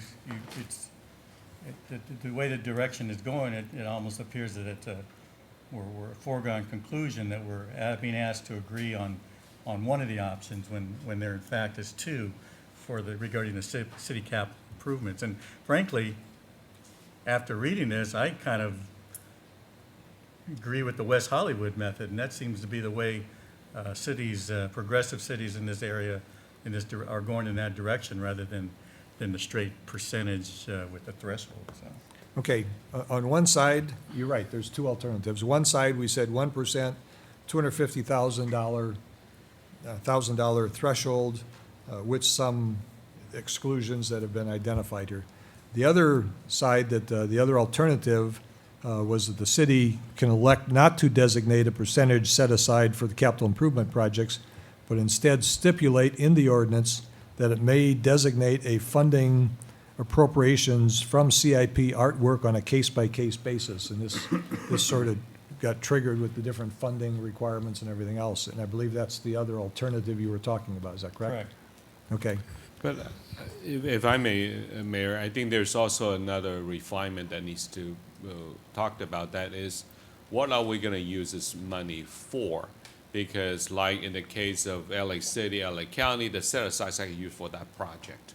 It's not used as a general fund that the Art Commission can take. But I think what we're really looking for is a general funding for the Art Commission to use for the year. It may not be at that project. It may be, let's say, over at the library, but we take the money out from Las Tunas to, that kind of thing. I think I personally would be more for using money as a budget for the commission rather than just set aside for that particular project. Okay. I agree. And I would be agreement with Mayor Pro Tem that we're not a county, we're not a city. Our finance is limited. Maybe we can look at from a case-to-case basis for that. Well, the reason that seems attractive to me is that, we know that many of our city projects, as we've seen with the Rosemead, is funded by various state and federal sources who have their own regulations. As the example was given on the gas tax funds, you can't use those for public art. So, if we were to set some percentage and some threshold, it wouldn't even mean anything for a project like that. We have no discretion. I don't know, I just like it when we have a little bit more flexibility and discretion, and that's when we can talk about, what we, each individual project, what are gonna be any caps on those things. I just like the way it gives us that flexibility. I'd like to know a little bit more about that, the West Hollywood framework and any other cities that are making that work, because it just seems like it's a little bit better, a little easier to, allows us to make better decisions, perhaps. Okay, so if I understand correctly, it sounds like we're leaning towards the alternative we talked about.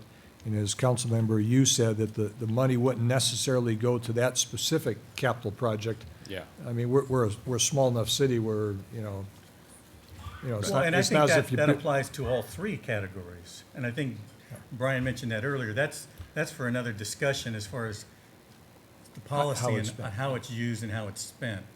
I think we're all on the same page, or maybe, I thought we were all on the same page that the monies that are gonna come from all these funding sources will go into a general fund to General be determined. pool, and then that gets. Yeah, of course. That gives us, again, the added flexibility, rather than to just earmark it for that particular project. Because that project may not require art, maybe.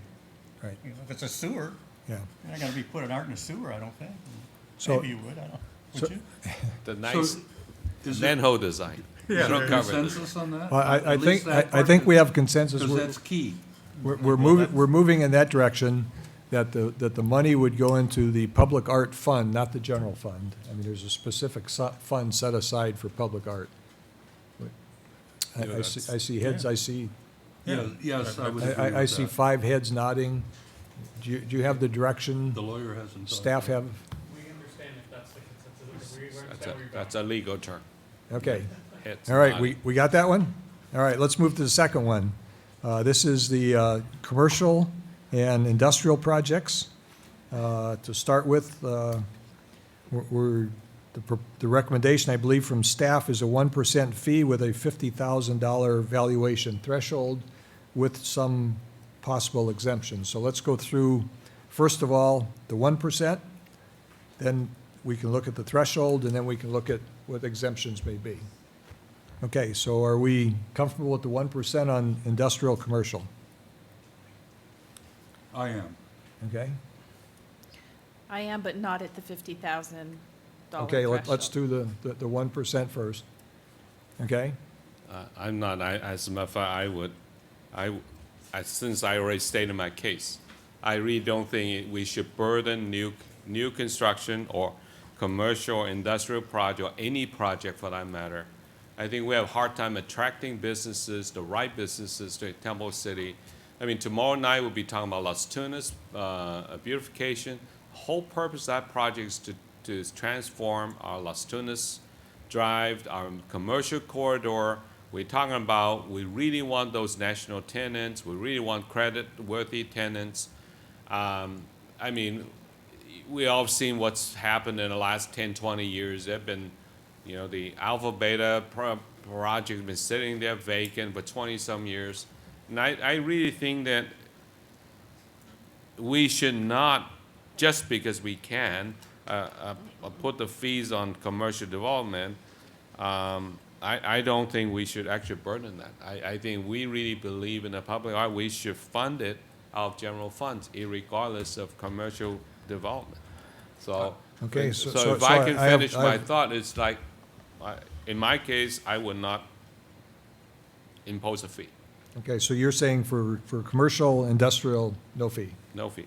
Okay? Yeah, well, were you gonna say something? I was just going to ask a question. Brian, I know you provided us with, in a couple of the other scenarios, other cities, we didn't, does Monrovia have a commercial fee? Do you know? Find out right now. Okay, if you have it, I didn't want to put you on the spot, but if, yeah.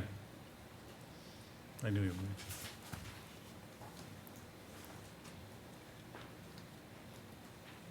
Okay, while he's looking that up, Councilmember Sternquist, how do you weigh in on the industrial commercial?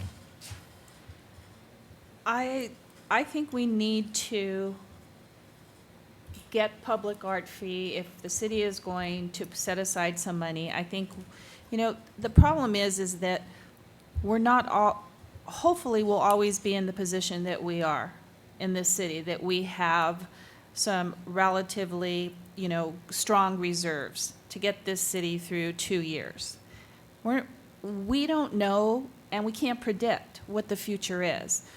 So to say that we're going to set aside 1% just from the city projects, you know, I think it needs to be a partnership.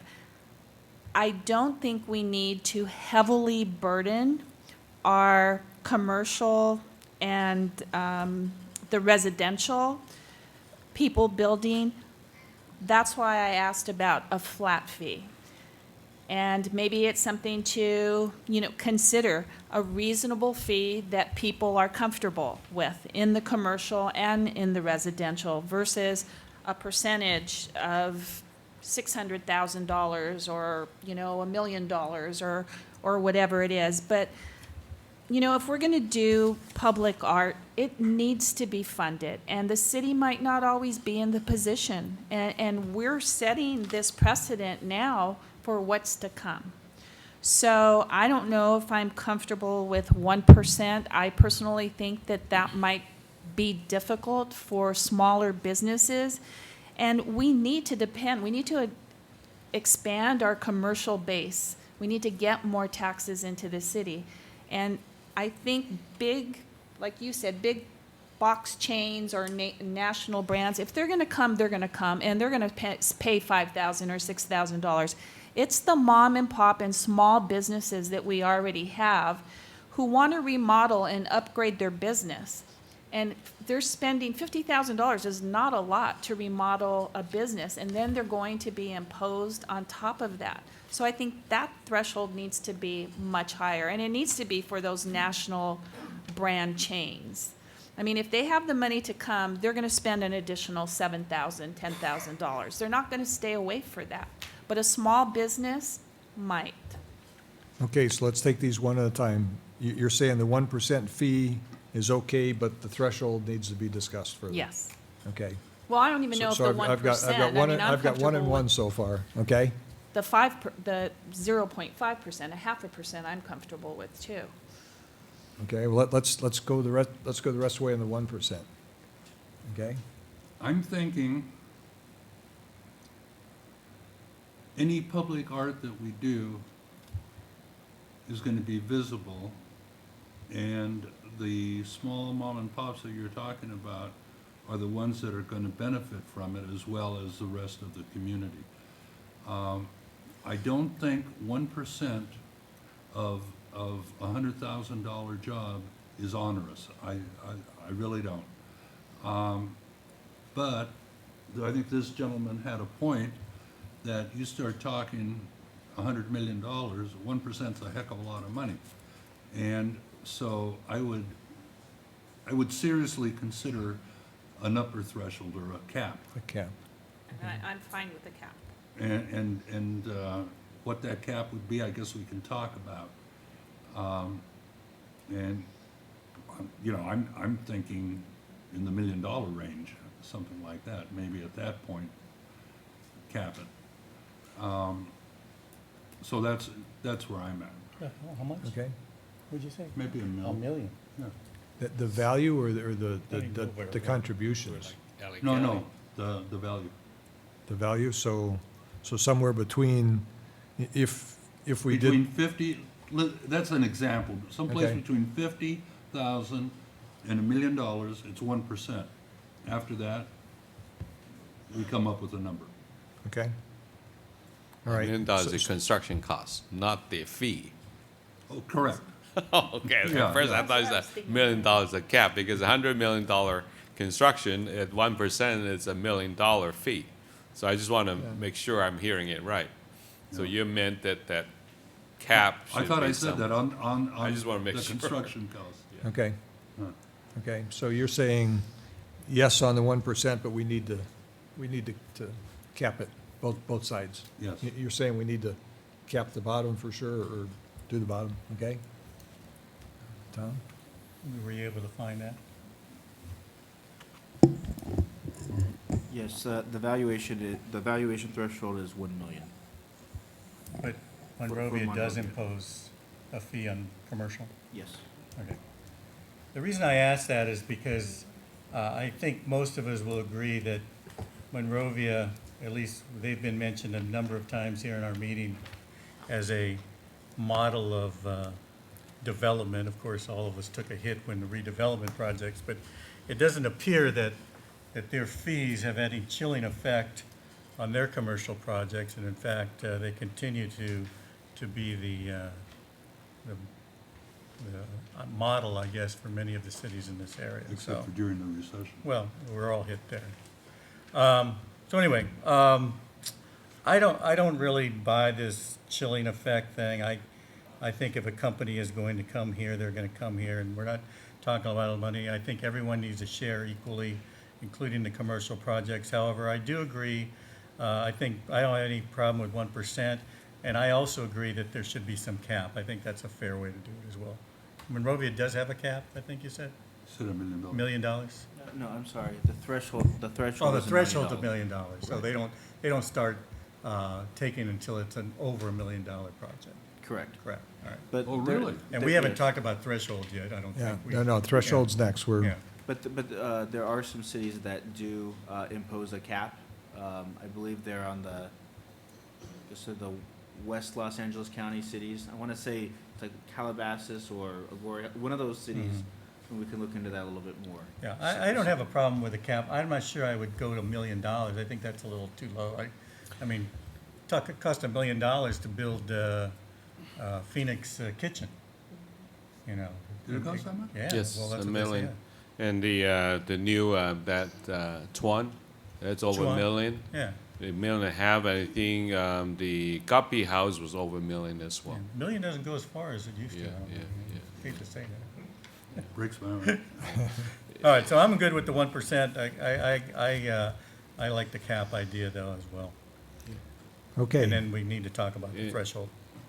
Okay. You know, I just don't think, I mean, as much as we like to think that, okay, we're always talking, we need to bring new business, but really, we're kind of built out. I mean, we don't have that many projects But that really are gonna be coming down the road. if I may just ask a question, why new construction? Why do we focus that as our revenue source? Why is public art any different than providing park services? I mean, our park and rec is actually negative. We fund the fee that we collect for park and rec does not pay for the cost that we put out, and we don't charge people any more money than that. But why new construction? That's my question. It's a philosophical question. Why are we focusing on one single group of people? And that Well, no, we're not. Our discussion hasn't ended. We're not just talking commercial. Are you talking about New construction. commercial, new construction, He's talking both building. residential and commercial? Yeah, why are we focusing on And construction? city capital. Of course, I work in the construction industry, maybe, but they're so expensive to build anything today. And you all have gone through it, but when you start writing that check, and that's when the development stops. What's the alternative? Fund flat it through fee. general fund, and just like, how do we fund Parks and Rec when that whole program does not generate enough revenue in and of itself? We fund it from other sources. All our revenue sources, property tax, sales tax, everything woven together, and we say, okay, so many dollars goes to Park and Rec, so many dollars go to Dollar Ride. I mean, that Dollar Ride, we pay money into it. But what I have issue with is why we're focusing on new construction, why we're focusing on the construction industry as a cash cow. I think that's where I have the issue. Well, I would just point out that in Temple City, the major industry is coming in, knocking down houses and putting up new ones. It's a major industry in this city. If at some point in time that stops and we have to reconsider this, that's why we have a city council, we could do it. But right now, that is the obvious place to go. But if that's the obvious way to go, why are we we've not already- funding everything we're else already- from that? we're By why already- public arts? We're capped out already on our sales revenue and everything else, and our property taxes. That's an obvious, I don't want to use the word target, but that's an obvious resource Well, that's we are available to targeting us. them. We are targeting. I think we should be more efficient and budget that out of our general budget. Brian, are the surrounding cities that have public art fee, they impose on their residential? Generally, yes. There's really a philosophical background to that, where a lot of cities believe that if neighborhoods are being reconstructed and the flavor of the neighborhood and the commercial districts are being affected by commercial development, then cities can reinvent those associated public spaces into areas that are filled with art. So, you know, it's a kind of like if private development is changing the environment, then there's a discussion or a thought that city government can change the public place through art. And so that's how a lot of cities are objectifying, I guess, the reason to impose this fee. You know, I think to address your question, well, why public art? Why should we fund it? Why don't we just go through the general fund? Yeah. That's a valid question. However, I'm not sure, I mean, we're always, it seems like every budget year, we're either cutting or we're looking for other ways of funding things. And, you know, it's, I don't know that this project, I don't know that if, I think the first question is, do we want to have art in the city, okay? And if we do, of course, the next question, how we're going to fund it. Your philosophy would be, let's do it like we do every other thing, Yes. through the general fund. I think my answer to that question is, I don't think we can do that. I don't think the general fund will support this public arts at this point. I think there are other things that we're spending those tax dollars on. I don't want to say are more important or less important, but, you know, that's a budgetary decision to make. You know, if we can do it. And to me, that's the reason why we're looking a little outside the box, looking at other sources. Can it be deemed to be punitive against individuals? Well, anytime somebody has to pay extra for it, they're not going to like it, whether it be residential, commercial, including ourselves. Okay, so. Yeah, if I could weigh in just a little bit here, you know, we've talked all along that, as Mayor Pro Tem says, the general fund is very limited. I mean, our philosophy in the last 4 to 5 years has been we have to leverage what we have, so let's take advantage of that. And I think we're doing that here because we're using general fund dollars to support the commission, to support their meetings, support the training and all the other stuff that needs to go through that. So we are taking general fund dollars to do that. but then we're also leveraging. I mean, it's almost like the concerts in the park. We're now getting sponsors for the concerts because we're saying we have to start leveraging our dollars. I think as we spent the last 4 to 5 years, becoming, using the term we've used over and over again, becoming proactive and high performing, we have raised the bar on what we want to do.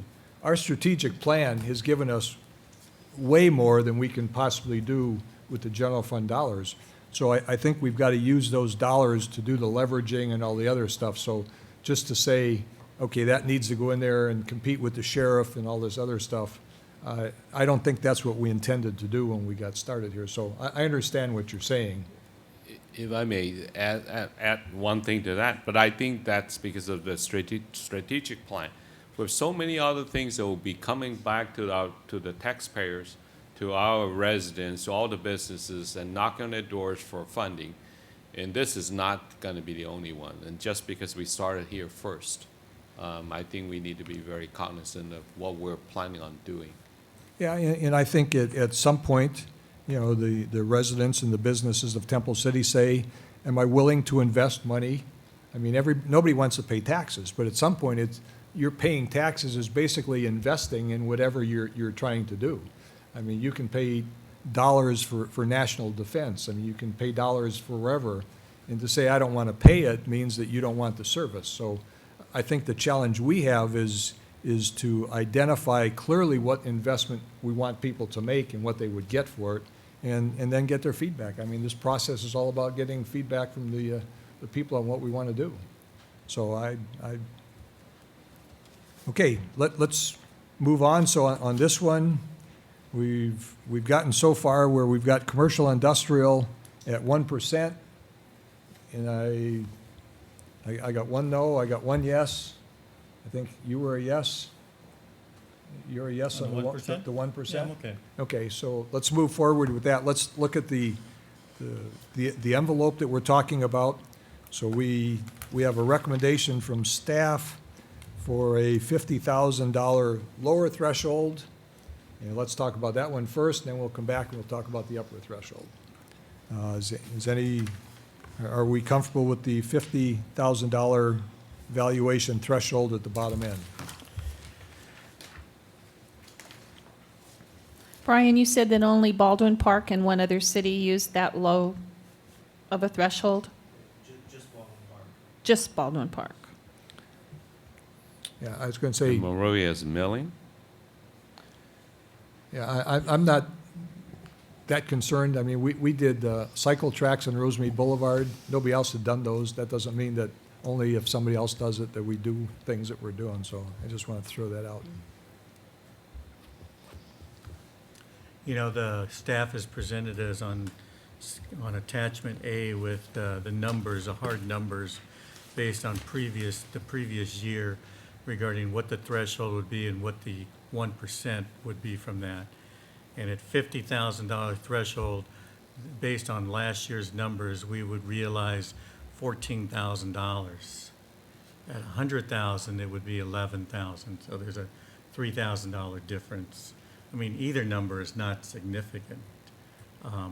My concern, as I share with Councilmember Sternquist, is, we do have a lot of smaller businesses, mom and pop, so to speak, businesses that, of course, this would certainly hit harder than, let's say, the larger retailers. So I think based on the permits that were pulled last year, $100,000 would have covered all but 4 permits.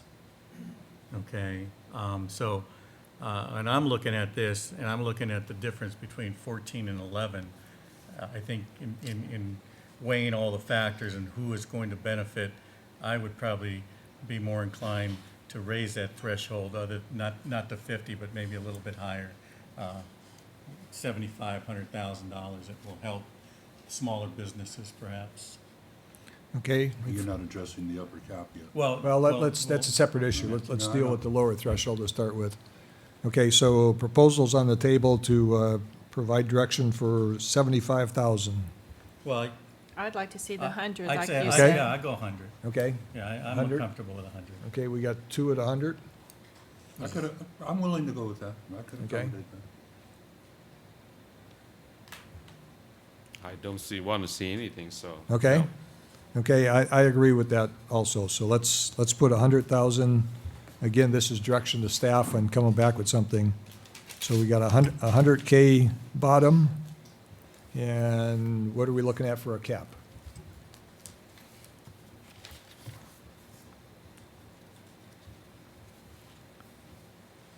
I think $1 million's too low.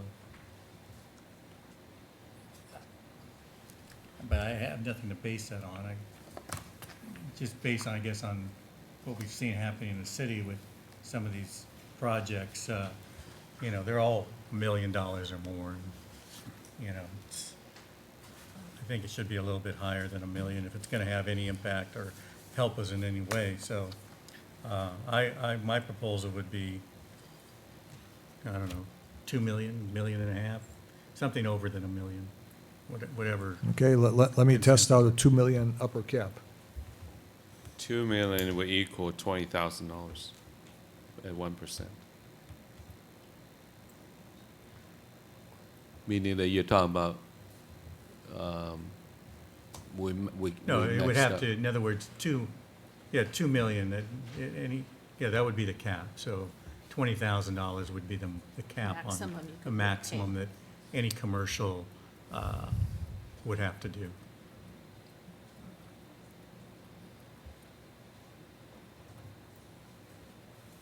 Those are few and far between. I don't see too many $2 million projects coming into Temple City in the last. Well, but those are the few ones years. we want to attract. Well, Okay, and I think as, you know, as was brought up to us, that I think and correct me if I'm wrong, I think the commercial people are saying, it'd be nice to have a limit so I know what that is, rather than an upper end where it goes, so he's nodding his head that would be more preferable. At least you can start putting your arms around costs and stuff. Okay? We've got a range from 100K to 2 million at 1%. I'll say million. Okay? You're a no all the way. I'm good with $1 million. Okay? 1 million? Not 2? One. I'm good with one. What are you good with? like $1.5 million. It's getting late. Okay, how about 90,000? Yeah. You know, there's no magical number. I don't know. If you want to go $1 million, I'd go $1 million. That's $10,000. You know, I'm sure the Art Commission would love to have $10,000. Yeah. I'm okay with that. Okay? All right, so for commercial, industrial, we're saying 1%, a range between 100,000 and $1 million. Okay? Direction to staff? Okay, let's move to the next one. We go to, Are we gonna, before you move on, are we gonna address the flat rate beyond that? What do you mean? well, if there's a cap, it would be a flat rate. At that point, it'd be 20,000. Anything above that, it would be capped at that. So you'd go up to that limit. And even if the valuation is more than that, that's what you would pay. So Well, if that's one way to do it. But the other thing too is depending on the project, we could say if it's a $200 million project, you know, 20 grand doesn't sound like much. Well, let me bring up an issue. I'm assuming if we get the real big projects, we're probably going to enter into some development agreements. Possibly, I don't know if you have any thoughts on that. And I think once we do that, then you're into a negotiation on this stuff. Well, I think we need to address that to get, in Okay. order to give them direction. Okay, any guidance from city manager or city attorney on that? I don't know if guidance, but more what your policy options are. Okay. Where I've been before, as long as there's some leeway from a negotiating standpoint, I would have to agree when you're talking about when you're getting in the higher number areas, the cost is significant at the higher levels. And so we would need at least some, at the bare minimum, we would be coming back, if we're talking about projects at 20, 50, $100 million, we're coming back to you to talk about how we make our process as business friendly as possible, from a permitting, streamlining, other things, and other costs that you bear or the developer would bear. So it's very subjective on a case-by-case basis that way too, to talk about what would, is there a magic formula? I can't think of one that's there, but I would caution the council to provide us, at least from a staffing perspective, from a staff's perspective, to come back to you with an amount of flexibility that doesn't provide, it's Councilmember, you kind of pointed out, $100 million project. It's $1 million. That will have. It will be a deterrent. There will be a discussion that would be had by the development community related to that. So. Well, I consider it very similar to the Linden Walk. I mean, the development agreement that got entered into there was, hey, we'll do some artwork on the site. It lends itself to that. I mean, some lend themselves more. I mean, you know that with all the county buildings. I mean. Well, but we have to be careful. Linden Walk is, we actually rezoned that place. In other words, we created wealth for them from and manufacturing. So they have a lot of going. We have money to give back, in other words, in the form of rezoning. I mean, that doesn't apply. If it's already zone C2, we're not going to give them any more entitlement they already have. So I think we have to be really careful. I heard some of you saying that you don't think it's that a chilling effect. I'll just use that term. I really think that there is. Okay. All right. So at this point, for the commercial industrial, we're at 1%, 100K threshold at the bottom and 1 million at the top. And what? Direct them to a development agreement for anything over $1 million? Well, I'm not. Sorry. Yeah, the question, anything over 1 million to move it towards a development agreement? That's probably pretty low. I don't think necessarily you will necessarily have a development agreement. If everything is entitled, they're gonna go with whatever's entitled.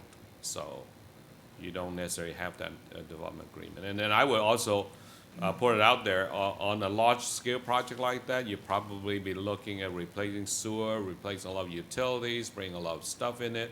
And widening streets or whatnot, there will be a major expenses that the developer has to go through in order to get a project like that off the ground. So. And to Councilmember Yu's point, that's where we would have to find, if there was room to negotiate, work with the development community. Those are the kind of some of the things we have to walk through with them. So if you're having a very good policy discussion right now related to this, and this is what we wanted to get out because we didn't feel comfortable that we had the policy direction to get there. In this case, when you're talking about, and there's only a couple sites in town that could really accommodate that, from an economic development perspective, I think what we don't want to do is constrain ourselves and provide us with a level of flexibility that allows us to find ways to, one, where it is appropriate and there is a nexus to extract a public benefit. But again, it is almost very much on a case-by-case basis. So I guess I'm saying, make sure you provide that. If the council's direction is to do something like that, from a staff's perspective, we would like some flexibility there to not be. Okay, well, if we said. What are the words we use? How are you going to couch it? So are we not looking that anything over $1 million, staff has the flexibility to come back with some recommendations of, a more negotiated, You probably need to go to a range higher than $1 million. You know, if you're at $1 million, you're tapped out. $1.1 million doesn't make any sense to do it in negotiation. In reality, you're probably looking at a project in excess of $10 million of cost. And then what we will do in the agreement is just say that the fee will be set by negotiation. You don't want to put it into a statutory development agreement or tie this to that. Councilmember Yu's comments were spot on. Some of these might not need any zoning. Some of them might be so huge they want their own specific plan. We don't know. But I think we can design a clause in the agreement at whatever threshold you set. I just threw out $10 million as a placeholder that will allow a public art fee or a public art agreement to be put in place. Are you saying our cap should be higher? Well, in effect, that's what you're saying, is that you, for projects that are in excess of $1 million, you want to capture some of that at some point. So you've got a cap at $1 million that you use your 1% formula on, and then at some other point, you're wanting some negotiation to kick in so that that large project does pay a higher fee. So you're suggesting two-tier fee, like under 1 million is going to be 1%, and then higher than 1 million, then subject to negotiation or something like that. Is what? Yes. So you're saying not just above $1 million, you're saying there's another threshold up there, 5 million or something that would trigger that? That's for you to determine. I mean, at some point, the gap between $1 million and something is de minimis, whether it's $1.5 million or $2 million.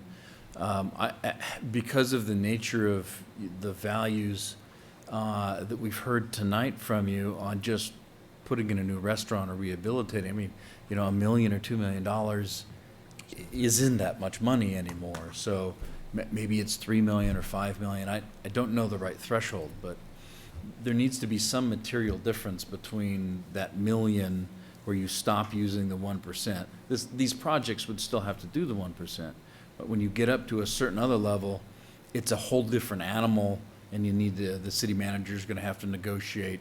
We're going to have what Councilmember Yu talked about in terms of infrastructure, real infrastructure issues that we need to deal with, and at that point, it really is appropriate to sit down and set a fee by negotiation. Okay, so I'll throw out a $5 million item just so we can try to give staff some direction in packaging this. Is anybody, we comfortable with, so we go from 100,000 to $1 million, it caps at 1%, it stays at 1% until we get to a 5 million, then we're into a different ballgame. So you're saying the million now becomes 5? Or you're saying No, the from million 1 to stays 5? it stops at million, so the 1% would cap at $1 million, even if you had a $4 million project. Right. You're still paying the $1 million, but once you get to the $5 million project, then you're into a different ballgame. So in essence, it's 10 grand up to 5 million, right? Correct. Yeah, so why would you say 1 million, just say 5 million? Well, but I think that the other thing is it caps at $10,000. So it Yeah. doesn't matter whether it's $1 So million or between- 5 million, you still pay 10, That's and what it's Doc only, said, yeah. you're right. So that 1 million still makes, it's still important. Okay. As a matter of fact, you're better off and be more than $1 million, so we encourage more development, I guess. Say that again? I mean, because you're actually awarding people to, or if they put in more money, you know, they don't have to pay as much, relatively speaking. So as a way of encouraging development, I guess. Okay. So are we comfortable with putting in that 5 million? Again, if you're coming in, it's 100,000, it goes up to $1 million, it caps at that point, it stays at that dollar amount up until you get to 5 million, and then you're into a negotiation. That we give some flexibility to staff. It's not only flexibility to staff, but again, kind of Yeah, talking about the whole, we come back to the council, give an entire package of all the things that would be needed, that would be required Right. under a big development, so you can then have some decision-making power related to what you're willing to trade off in terms of public improvements and those types of things too. We want to, with the size and the scope of a project that we're imagining that would be that big, it's going to be significant.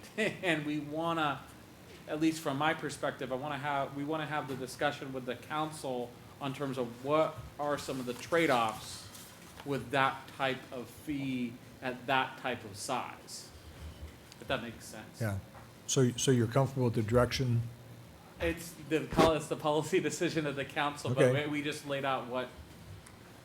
Okay, I'll, Go ahead. go ahead, finish. For a little sidebar. Okay, so if we're in agreement, we're at 1%, 100,000 here, 1 million here. When it drifts up to 5 million, we get into a different, different negotiation era. We with that? Are you gonna be able to frame that so it's not You're, vague and ambiguous? All right. okay? We with that? Our city attorney says he can do it. I'm good with it. Okay, Fernando? Yes. Okay, I'm with it, you're with it? Okay? We've got a majority to move forward with that? Okay, now let's go to the next one, and that is that's the residential. Okay, the residential, we're looking at let me throw out what I think we're talking about. We're looking at a 1% fee, and we're looking at a $200,000 threshold. Okay, is that correct, what we're looking at this point? We're looking at a residential, a 1% fee, starting at $200,000 and going up. And the distinction, the other policy consideration for the council is this, do you want to create a distinction between multifamily and single-family households? And providing either that exemption or how you want to delineate that out. You know, for me, for purposes of this, I categorize them the same. That's my opinion. That's my inclination also. But the one thing I would wonder about, and I know it'd probably be much more the exception than the rule, but it's possible to do a $200,000 remodel. Why couldn't that be included?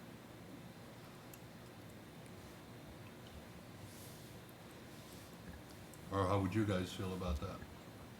Well, you're talking threshold now.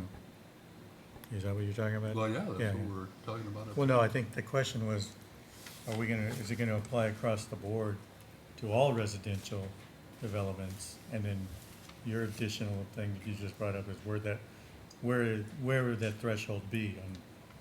Well, So that's two separate questions. Staff is talking about new construction, and I'm saying beyond new construction, a $205,000 remodel should be in that mix also.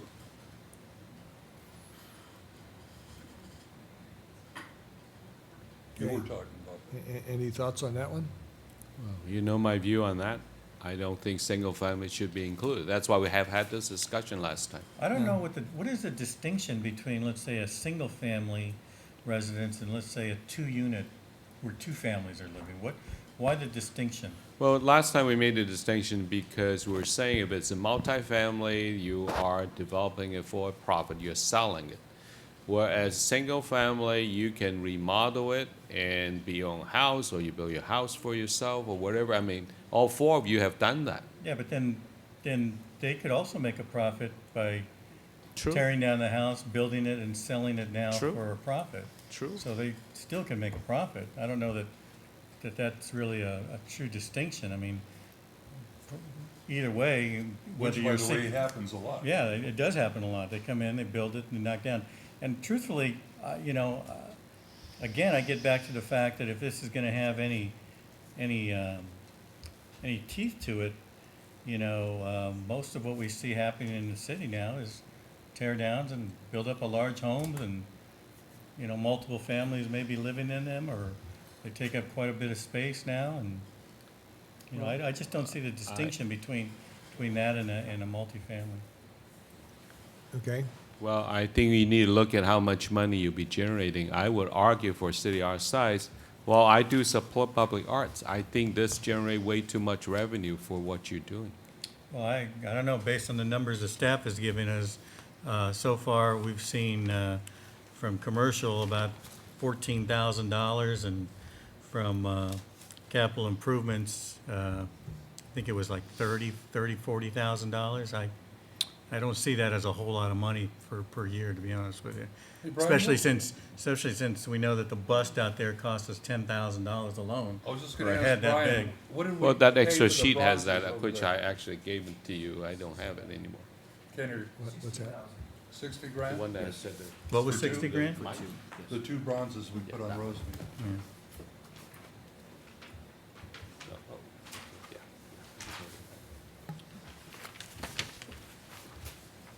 You know, at 1%, you're looking at we're looking at range of $100,000 to $300,000 a year. Oh, yeah, now for this so far. Yeah, I mean, this is single family. If Yeah. you want to include single family, you're Well, yeah, way- but we haven't talked about the threshold yet. Yeah.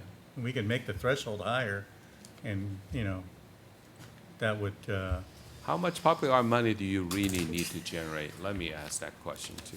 I don't know that we even know that at this point. Well, Well, I we mean, know the what we've art been spending. installation runs anywhere from $5,000 to $20,000. I mean, you can spend a lot of money in making $50,000 art installations, but, you know, I would argue that we need to look at how much we really need before we just because we can just throw some money at it so that we can generate public funds for public art. And again, it's why public art is funded this way. It's still beyond me. How much from our park fees annually do we get on an average, Kathy? For residential? We don't. When there's, Are you I thought we asking- had a, pu- I don't think we do. We do not have an We open do. space or public, or park acquisition fee We don't on really- any commercial or residential property. we don't have any. No. At one time, we had talked about that. We talk about it, we haven't had. We have Quimby, correct? And I'll let Ms. Burrows speak to the Quimby. We don't have a Quimby fee right now. We do have what we call a park acquisition fee, which we are in the process of looking at and having that revised. Currently, we bring in maybe 20,000, 25,000, but it's a flat fee. I think it's $500 per unit. Per home. So if there's a new home being built, you get $500. Yes, I mean, per unit. people are already paying for improving our city, and I would even argue that people building new homes, remodel, they're improving the city, they're already doing their fair share, or they're more than their fair share because post Prop 13, they're paying a lot more property tax, and then now you're making them pay more. But it's a one-time hit. Yeah. Which they will How more would you than- like it to Which pay they will yourself? more than recover if they continue to live in here and the prices seem to still be going up. They're not gonna lose any money on their buy here.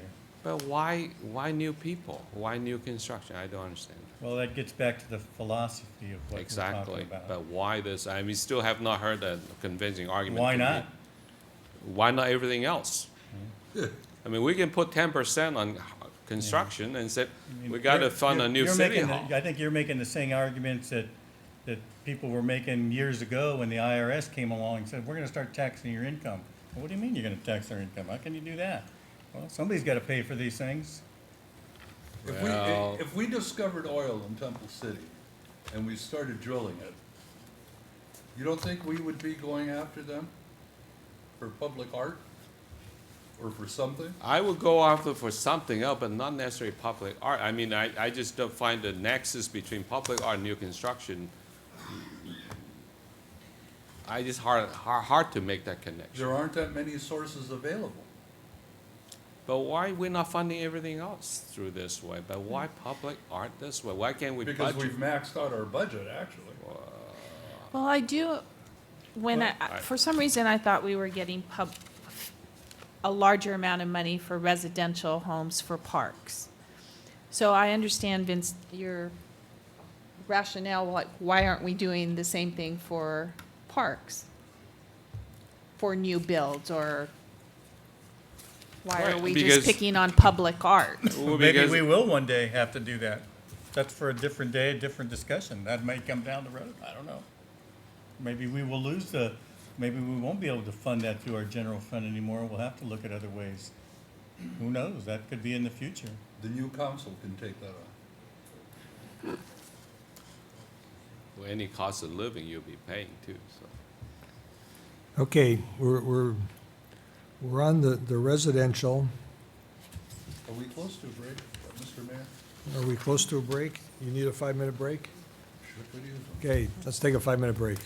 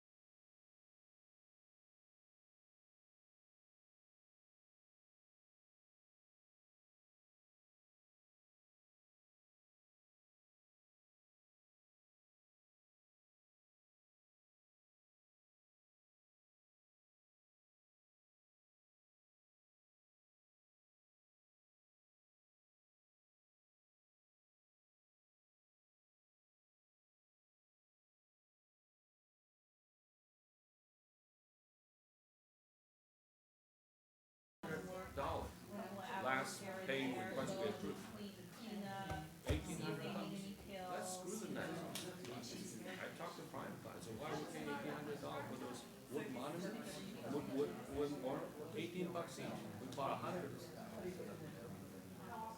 You know, let's look at those things. Okay, I disagree, had I had a choice in that. Okay, let's reconvene if we could.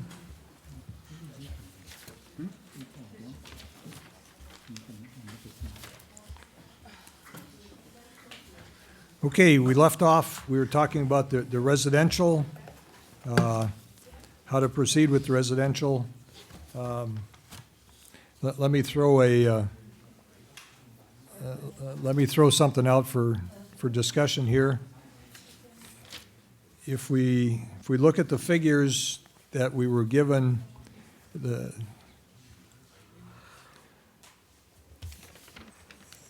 that were handed out to us, and you start looking at the options we have there, in talking to staff, the typical new home that's being built, the two-story, 3,000 to 3,500 square foot homes, the assessed values about $500,000.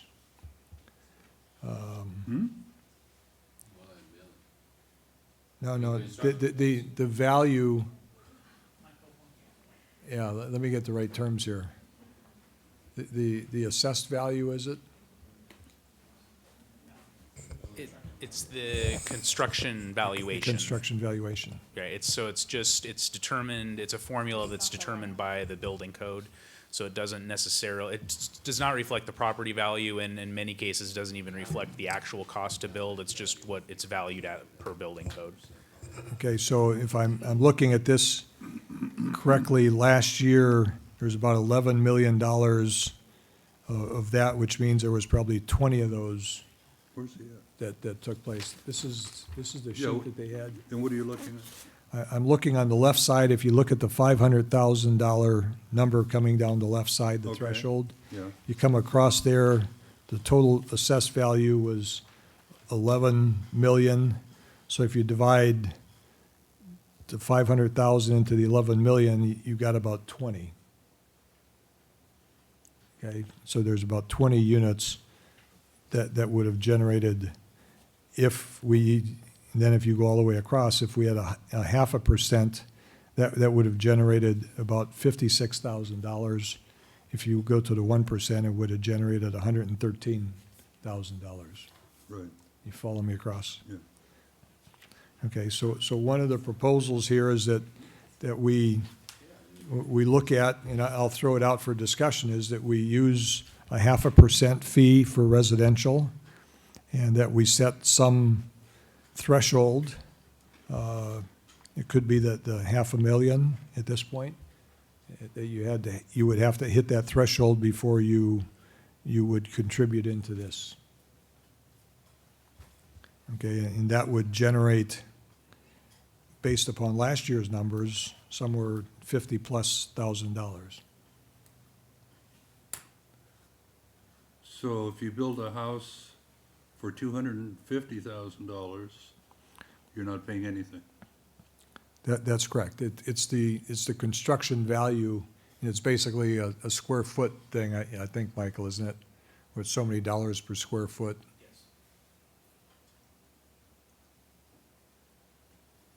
So, I mean, that would give us, and a very good question's been asked, how much money do we need in this fund?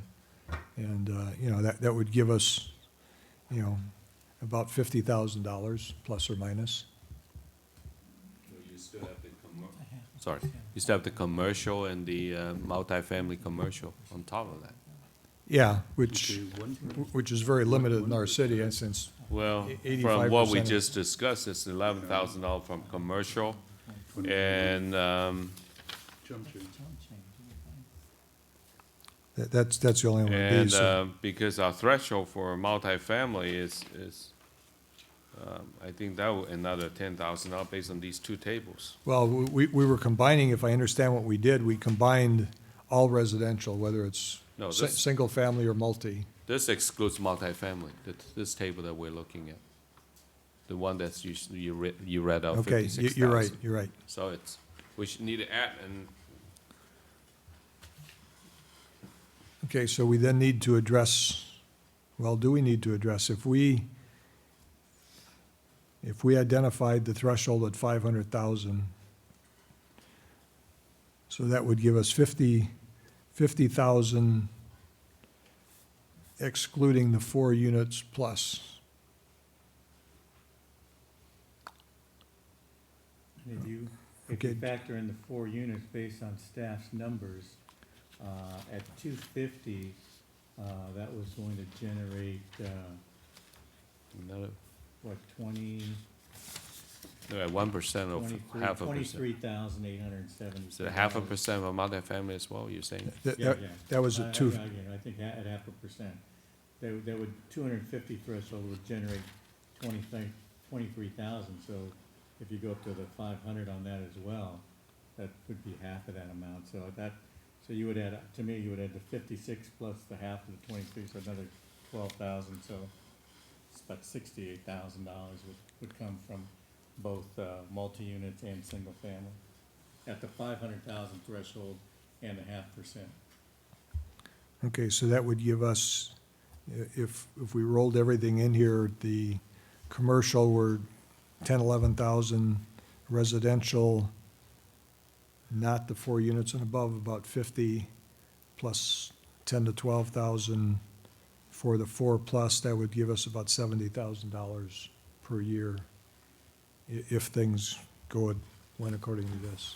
Why you're not including the commercial stuff? No, the commercial is included. We're looking at possibly getting 11,000 out of the commercial. Just the numbers we have here, if I understand, correct me if I'm wrong, that's with our $100,000 bottom or million cap at the 1%. Okay, so that gives us around $70,000, which is probably a reasonable budget for. I think more than that, I think your multifamily gives you 23, 24,000 right there. That was at one. That's a 250 threshold. Yeah. We're talking about moving it up to a 500,000 For threshold. multifamily as well? Yeah. Yeah, I think it should be consistent. I don't see why you should. And we're excluding 4 plus units, why? We're not, they're just captured in the whole residential. So whether it's single family or 2 on a lot, or 3 on a lot, or 4 on a lot, whatever. Okay. So the proposal Okay. would be to, it should apply to all residential developments, $500,000 threshold at 0.5%.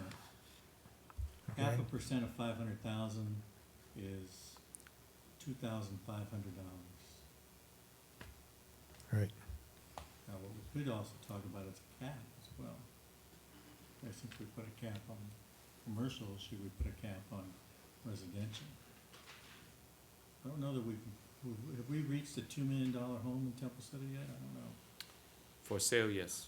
Where? For sale. But not, Yeah, but not for construction no. value. We're a long way from that yet. Probably a long way. No, we're a ways from this. But it wouldn't be that hard to do.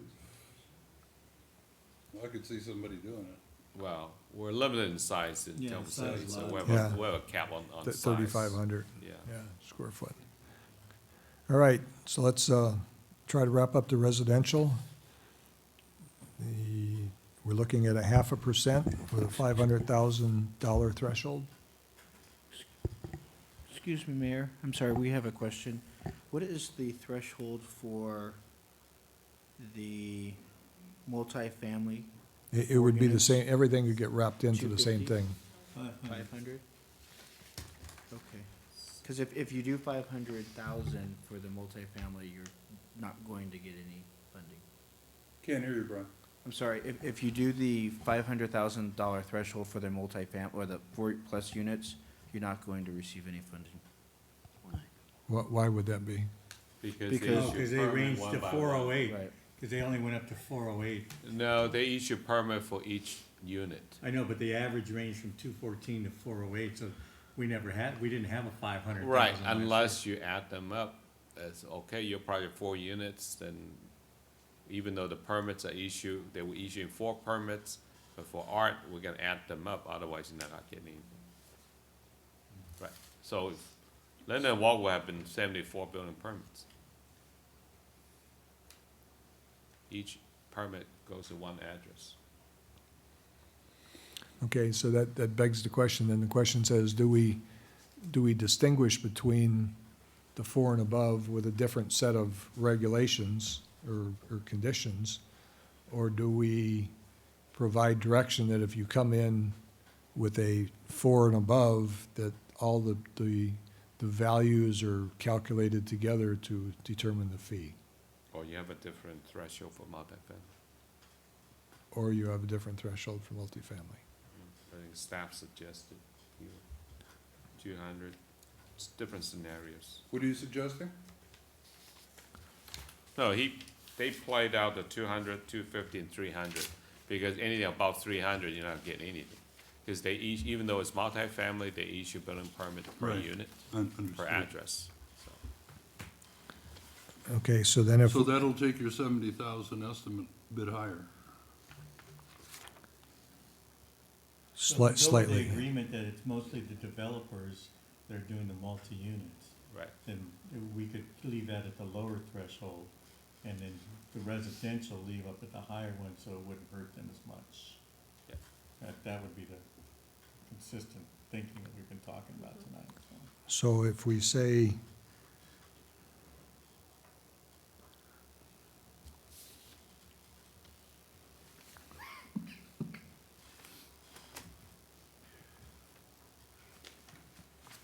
so if we left the multifamily at the lower threshold being 250. 250, Yeah. okay, so we leave it at 250 at 0.5%, Mm-hmm. okay?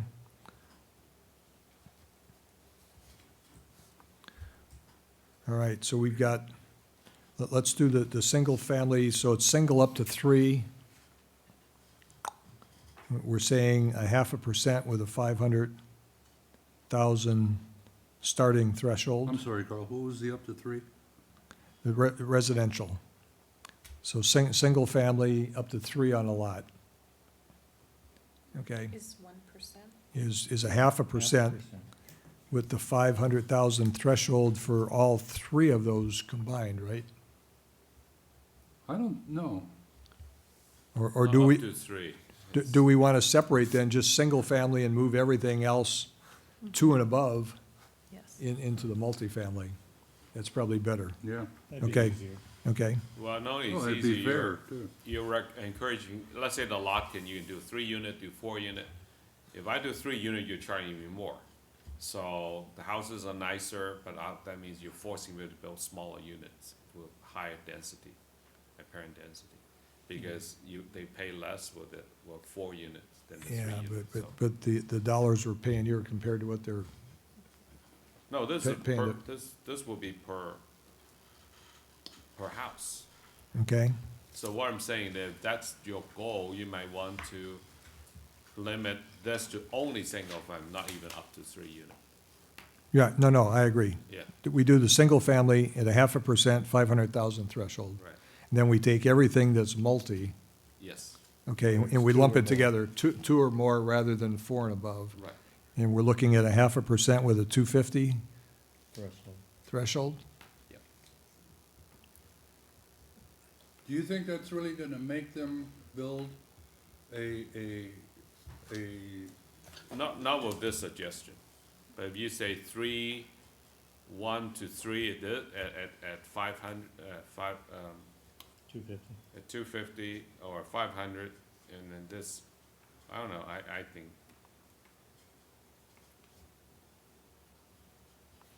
250,000, you're looking at $1,500, right? Per unit. This is for the multifamily? Yeah. Yes. Well, And- at and- 250, In order to get under that amount of tax, you think they'll go they'll revert to building a smaller $200,000 less? Well, all they have to do is stay under 500K, so. They build. Yeah, but the return on their money, if they Oh, build yeah. the bigger one, is gonna be way more than what they're paying Okay. on that tax. Okay, so if I got this right, we're saying on the multi-residential, 0.5% with a 250K threshold per unit. Okay, everybody understand that? And if it's a single on the lot, it's 500,000. It's 500,000 if it's a single on a lot at 0.5%. Okay? So you're encouraging single-family development, basically, what that meant.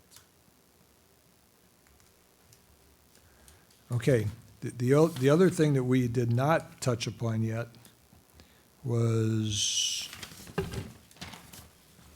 and I'm going back to commercial and industrial, and that's whether we make some of the exemptions that was talked about on the staff report, page 3 at the bottom there.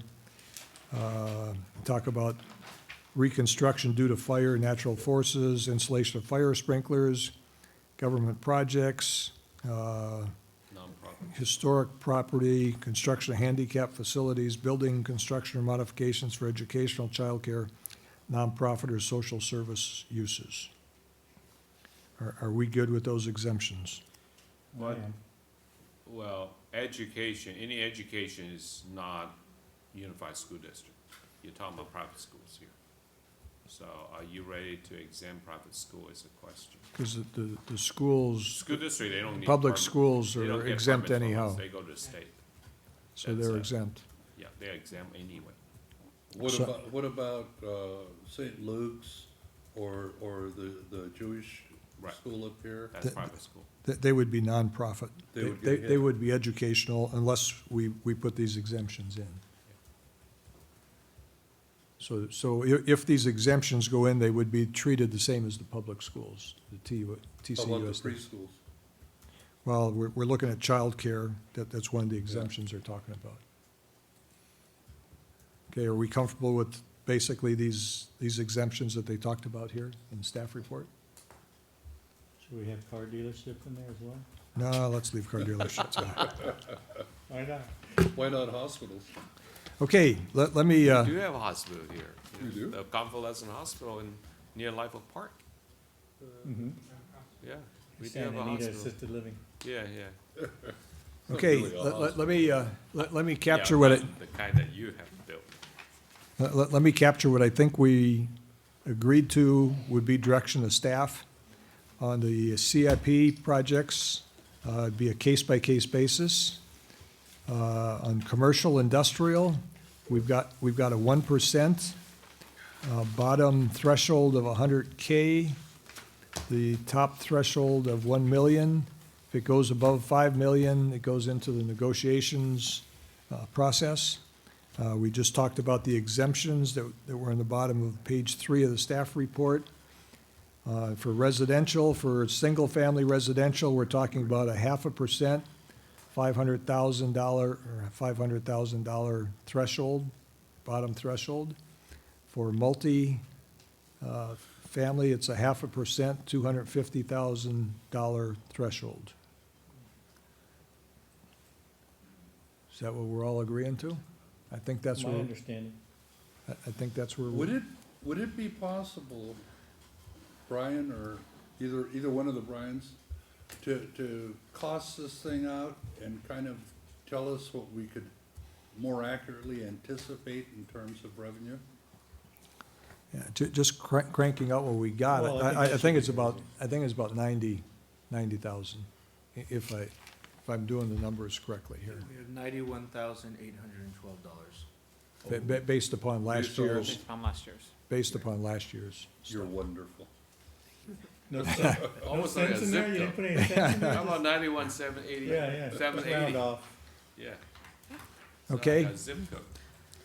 Okay. Maybe if we don't use it all, you can send some over to the parks. All right. That's where we're at. That's basically the direction we're going to give to staff to come back next meeting with the ordinance in place to allow us to do this. Well, the proposed ordinance. The proposed ordinance. City attorney just pulled the You gonna be mic able up to to do that him. next week? Next meeting? I think that might be unrealistic. We could probably show you a draft, but this is going to have to go through a public hearing process with 10 days advance notice. So if you're wanting the draft just to look at the language and fine tune and continue your policy debate, we might be able to have that for you, but the agenda deadline for your meeting in 2 weeks is already here in a couple of days. We don't have a draft yet. More feasible would be your first meeting in March, and I know that that's probably not going to happen because that's election day. But I don't think that it's possible for us to have a draft and give the public hearing notice for this next meeting in February. I'm not sure we want to put this on the second meeting in March, because that's the reorganization meeting. Given the discussion tonight, we could be here all night during the reorganization. So realistically, I think first meeting in April is probably the target date at this point. We'll have at least two new council members, maybe more. But, you know, it is what it is. City manager raised a good issue about a special meeting. Unfortunately, we can't adopt an ordinance at a special meeting. City Attorney, what basis, I was just curious, legal basis are we collecting these fees? These would be fees that would fall under the Mitigation Fee Act as essentially an exaction on development projects. Okay, let's move forward. We still have stuff left on the agenda.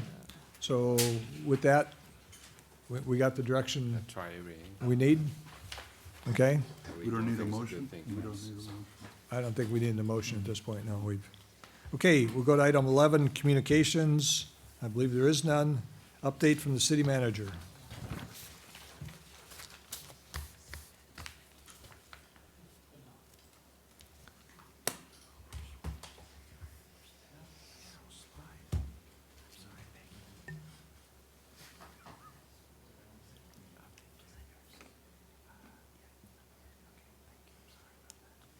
Okay. Sorry, sir. Okay, We're walking through. we're- Update. Let me have our Parks and Recreation Director, Kathy Burrows, Ms. Burrows, update you on some good news that the council was made aware of today, and then we can let the general public know about.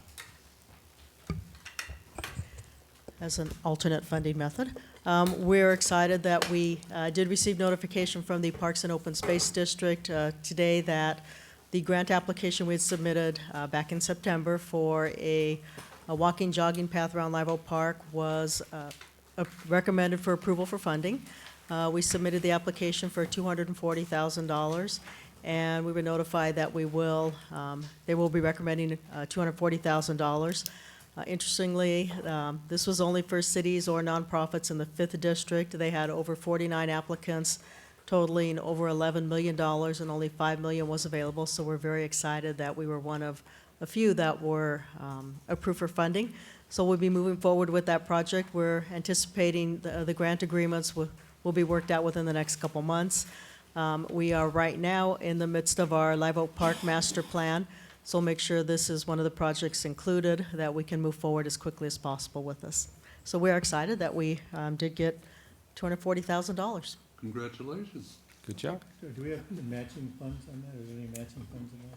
There are some matching funds required, recommended. We did, in our grant application packet, said we would contribute matching funds. We will be looking for some other grant sources, including the rubberized derived product tire rubberized grant program through the state for possible matching funds, or it could be our park acquisition funds, as Councilmember Sternquist mentioned. We do have funding, some funding saved up in that, but there will be some matching funds. Yes. Can we get more if we name it after Antonovich? Yeah, That's I was up to going to say, council. I'm sure Mike had Our relationship with Mike Yeah, and our actually, discussions with we- him has we have appreciate helped. him These were, funding this, he yeah. made $5 million of his excess grant funds from the very 92 and nice of him, 96 yeah. park bonds available to the city, so it was a great thing for the cities because we did not have the funding. Good. To me, this is just a continuation of our proactive, let's be ready attitude. When stuff comes available, let's be there, let's be up front, and I think it's paying off, and I thank staff and everybody that pursues that. I mean, that's how we're gonna leverage our money here, and we debate all these other things, but the general fund's not gonna cover all the things that we're trying to do, so congratulations to everybody on that. Good job. Okay, anything else? No, thanks to the leadership of the council too and the relationships that you have that only help in that process, so thank you. Okay, item 13, council reports regarding ad hoc or standing committee meetings. Anybody have anything to report? Yes, Mayor Bloom, I have, would like to report on the Commission Application Review Ad Hoc Committee. We received 5 applications regarding the vacancy on the Planning Commission. Our recommendation on that would, rather than the pre-interview and narrow that down, we are conducting interviews as a council on Monday evening, and our recommendation would be to go ahead and interview all 5 of the candidates. They all seem to be fairly equally qualified, and rather than do it twice, I think one time should be good. There shouldn't be that much of a difference as far as time factors going. As far as the applications for the public arts, we didn't receive the amount of attention that we had hoped for. We received a couple of applications for that position. Our recommendation in that regard would be to hold off to a later date of an appointment to that position, either sometime before the normal reappointment, or we'll see how the Arts Commission continues on, maybe even wait till June when we have the regular reappointment period. But I think at this time, to gain hopefully some more attention and applications, I think that would be the better course regarding the public arts. Councilmember Sternquist, anything you want to add to that? No, nothing, thank you. So unless anybody has any objection, that would be the recommendation. Okay, so we're looking at doing these interviews, you say Monday? Monday, I believe, 6 o'clock, Peggy? Starting at 6, 7? Okay, Monday the 9th? yeah. That's been on the calendar, actually. That's not a new date. So we are starting at 7 o'clock. I would anticipate probably an hour and a half. Is that for the two of you or All of us. all of us? All of us. We have to work again on Monday? Yeah, unfortunately. Sorry. Okay. All right, any other reports? Okay, item 14, council item separate from the city manager's regular agenda. Councilmember Sternquist. Nothing. Okay. Councilmember Viscara. No, it's late. Okay, Councilmember Yu. I just want to thank the city staff, city manager, director for a great Lunar New Year event. So it's, I know it's every 100 feet or so, there's a city staff cleaning, watching, and I know Michael's been out there for 2 days, no sleep. So I bet it was a great event. So thank you. Okay. No sleep, no shave. They just, Yeah. Lots of food though, right, Michael? You know, I'd like to echo Councilmember Hughes. I thought the event was a great event. I'm sure it wasn't a perfect event, but I didn't hear any complaints, and I think everybody, we even had didn't we go forward with our Sunday Farmers market? market. It couldn't be- went off, so, Yeah. I mean, everything went off. So, Yeah, it was pretty yeah, good. it was a good. And you know, the nice thing is that in walking around, a lot of people, you get to meet a lot of new people. People came up to you, were very kind. You know, people had questions about different things, and you know, it was a good event. Good event. Thank you, staff, all those involved. They did a fantastic job. Okay, anything else? Nope. Okay, I too would like to commend staff on the event. I'd also like to report, I attended a meeting yesterday. It's the LA County Mayors. There was probably 30 to 40 mayors that were there. LA City Council member Garcetti has sort of set up this group. And if you recall, in the past, the city of LA was basically all for the city of LA and heck with everybody else. So it was like 87 against 1, whether it was transportation dollars or whatever. Very refreshing. I mean, Mayor Garcetti's basically saying, hey, we're all the Southern California region. We need to be working together on issues. So he's brought this group together. Two things that were talked about. They had Dr. Lucy Jones basically on seismic safety, and the whole premise was, I mean, everybody's got to be in the same boat. I mean, you can be an isolated city, and, you know, if you go down, you're going to affect everybody else. So we need to be together. So there was a discussion on that. They talked about immigration and how they're using libraries for the communication with the people involved in the immigration issues. So anyhow, they plan on moving forward. They talked about affordable housing issues and sort of the things where we've said before where, you know, we get these numbers from the regional agencies that say you have to meet these numbers. And I mean, all the cities are going like, are you kidding me? So, I mean, we're all in the same boat, and I think trying to address that larger issue. So it was good to see those discussions taking place, and I encourage whoever's mayor here to indeed engage in those, that it looks like it's starting to become something very effective. And he's saying if we're going to get stuff in Sacramento, let's all be together and not, you know, everybody be scattered all over the place. So that's very encouraging. Okay, item 15, reimbursement of expenses to city officials.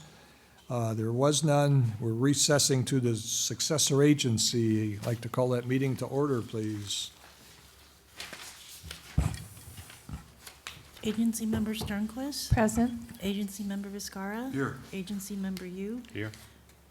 Vice Chair Chavez. Here. Chairman Bloom. Here. Okay, consent calendar can be approved in a single motion. Make a motion There's to no approve. Okay, it's been moved. Is there a second? Second. Moved and seconded to approve the consent calendar, which is basically the payment of bills and the approval of minutes. All those in favor indicate by saying aye. Aye. Aye. It's unanimously carried. Unfinished business, there is none. Item 5, new business, there is none. Item 6, communication, there is none. Public comments. Anybody care to comment on the successor agency?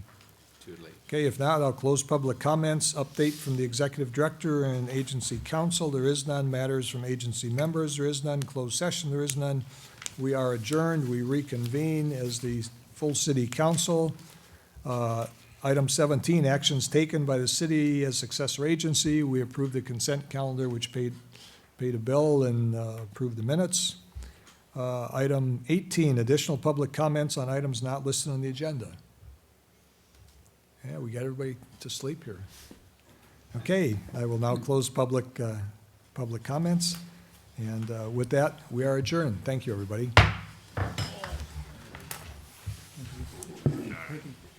I'll see you guys tomorrow.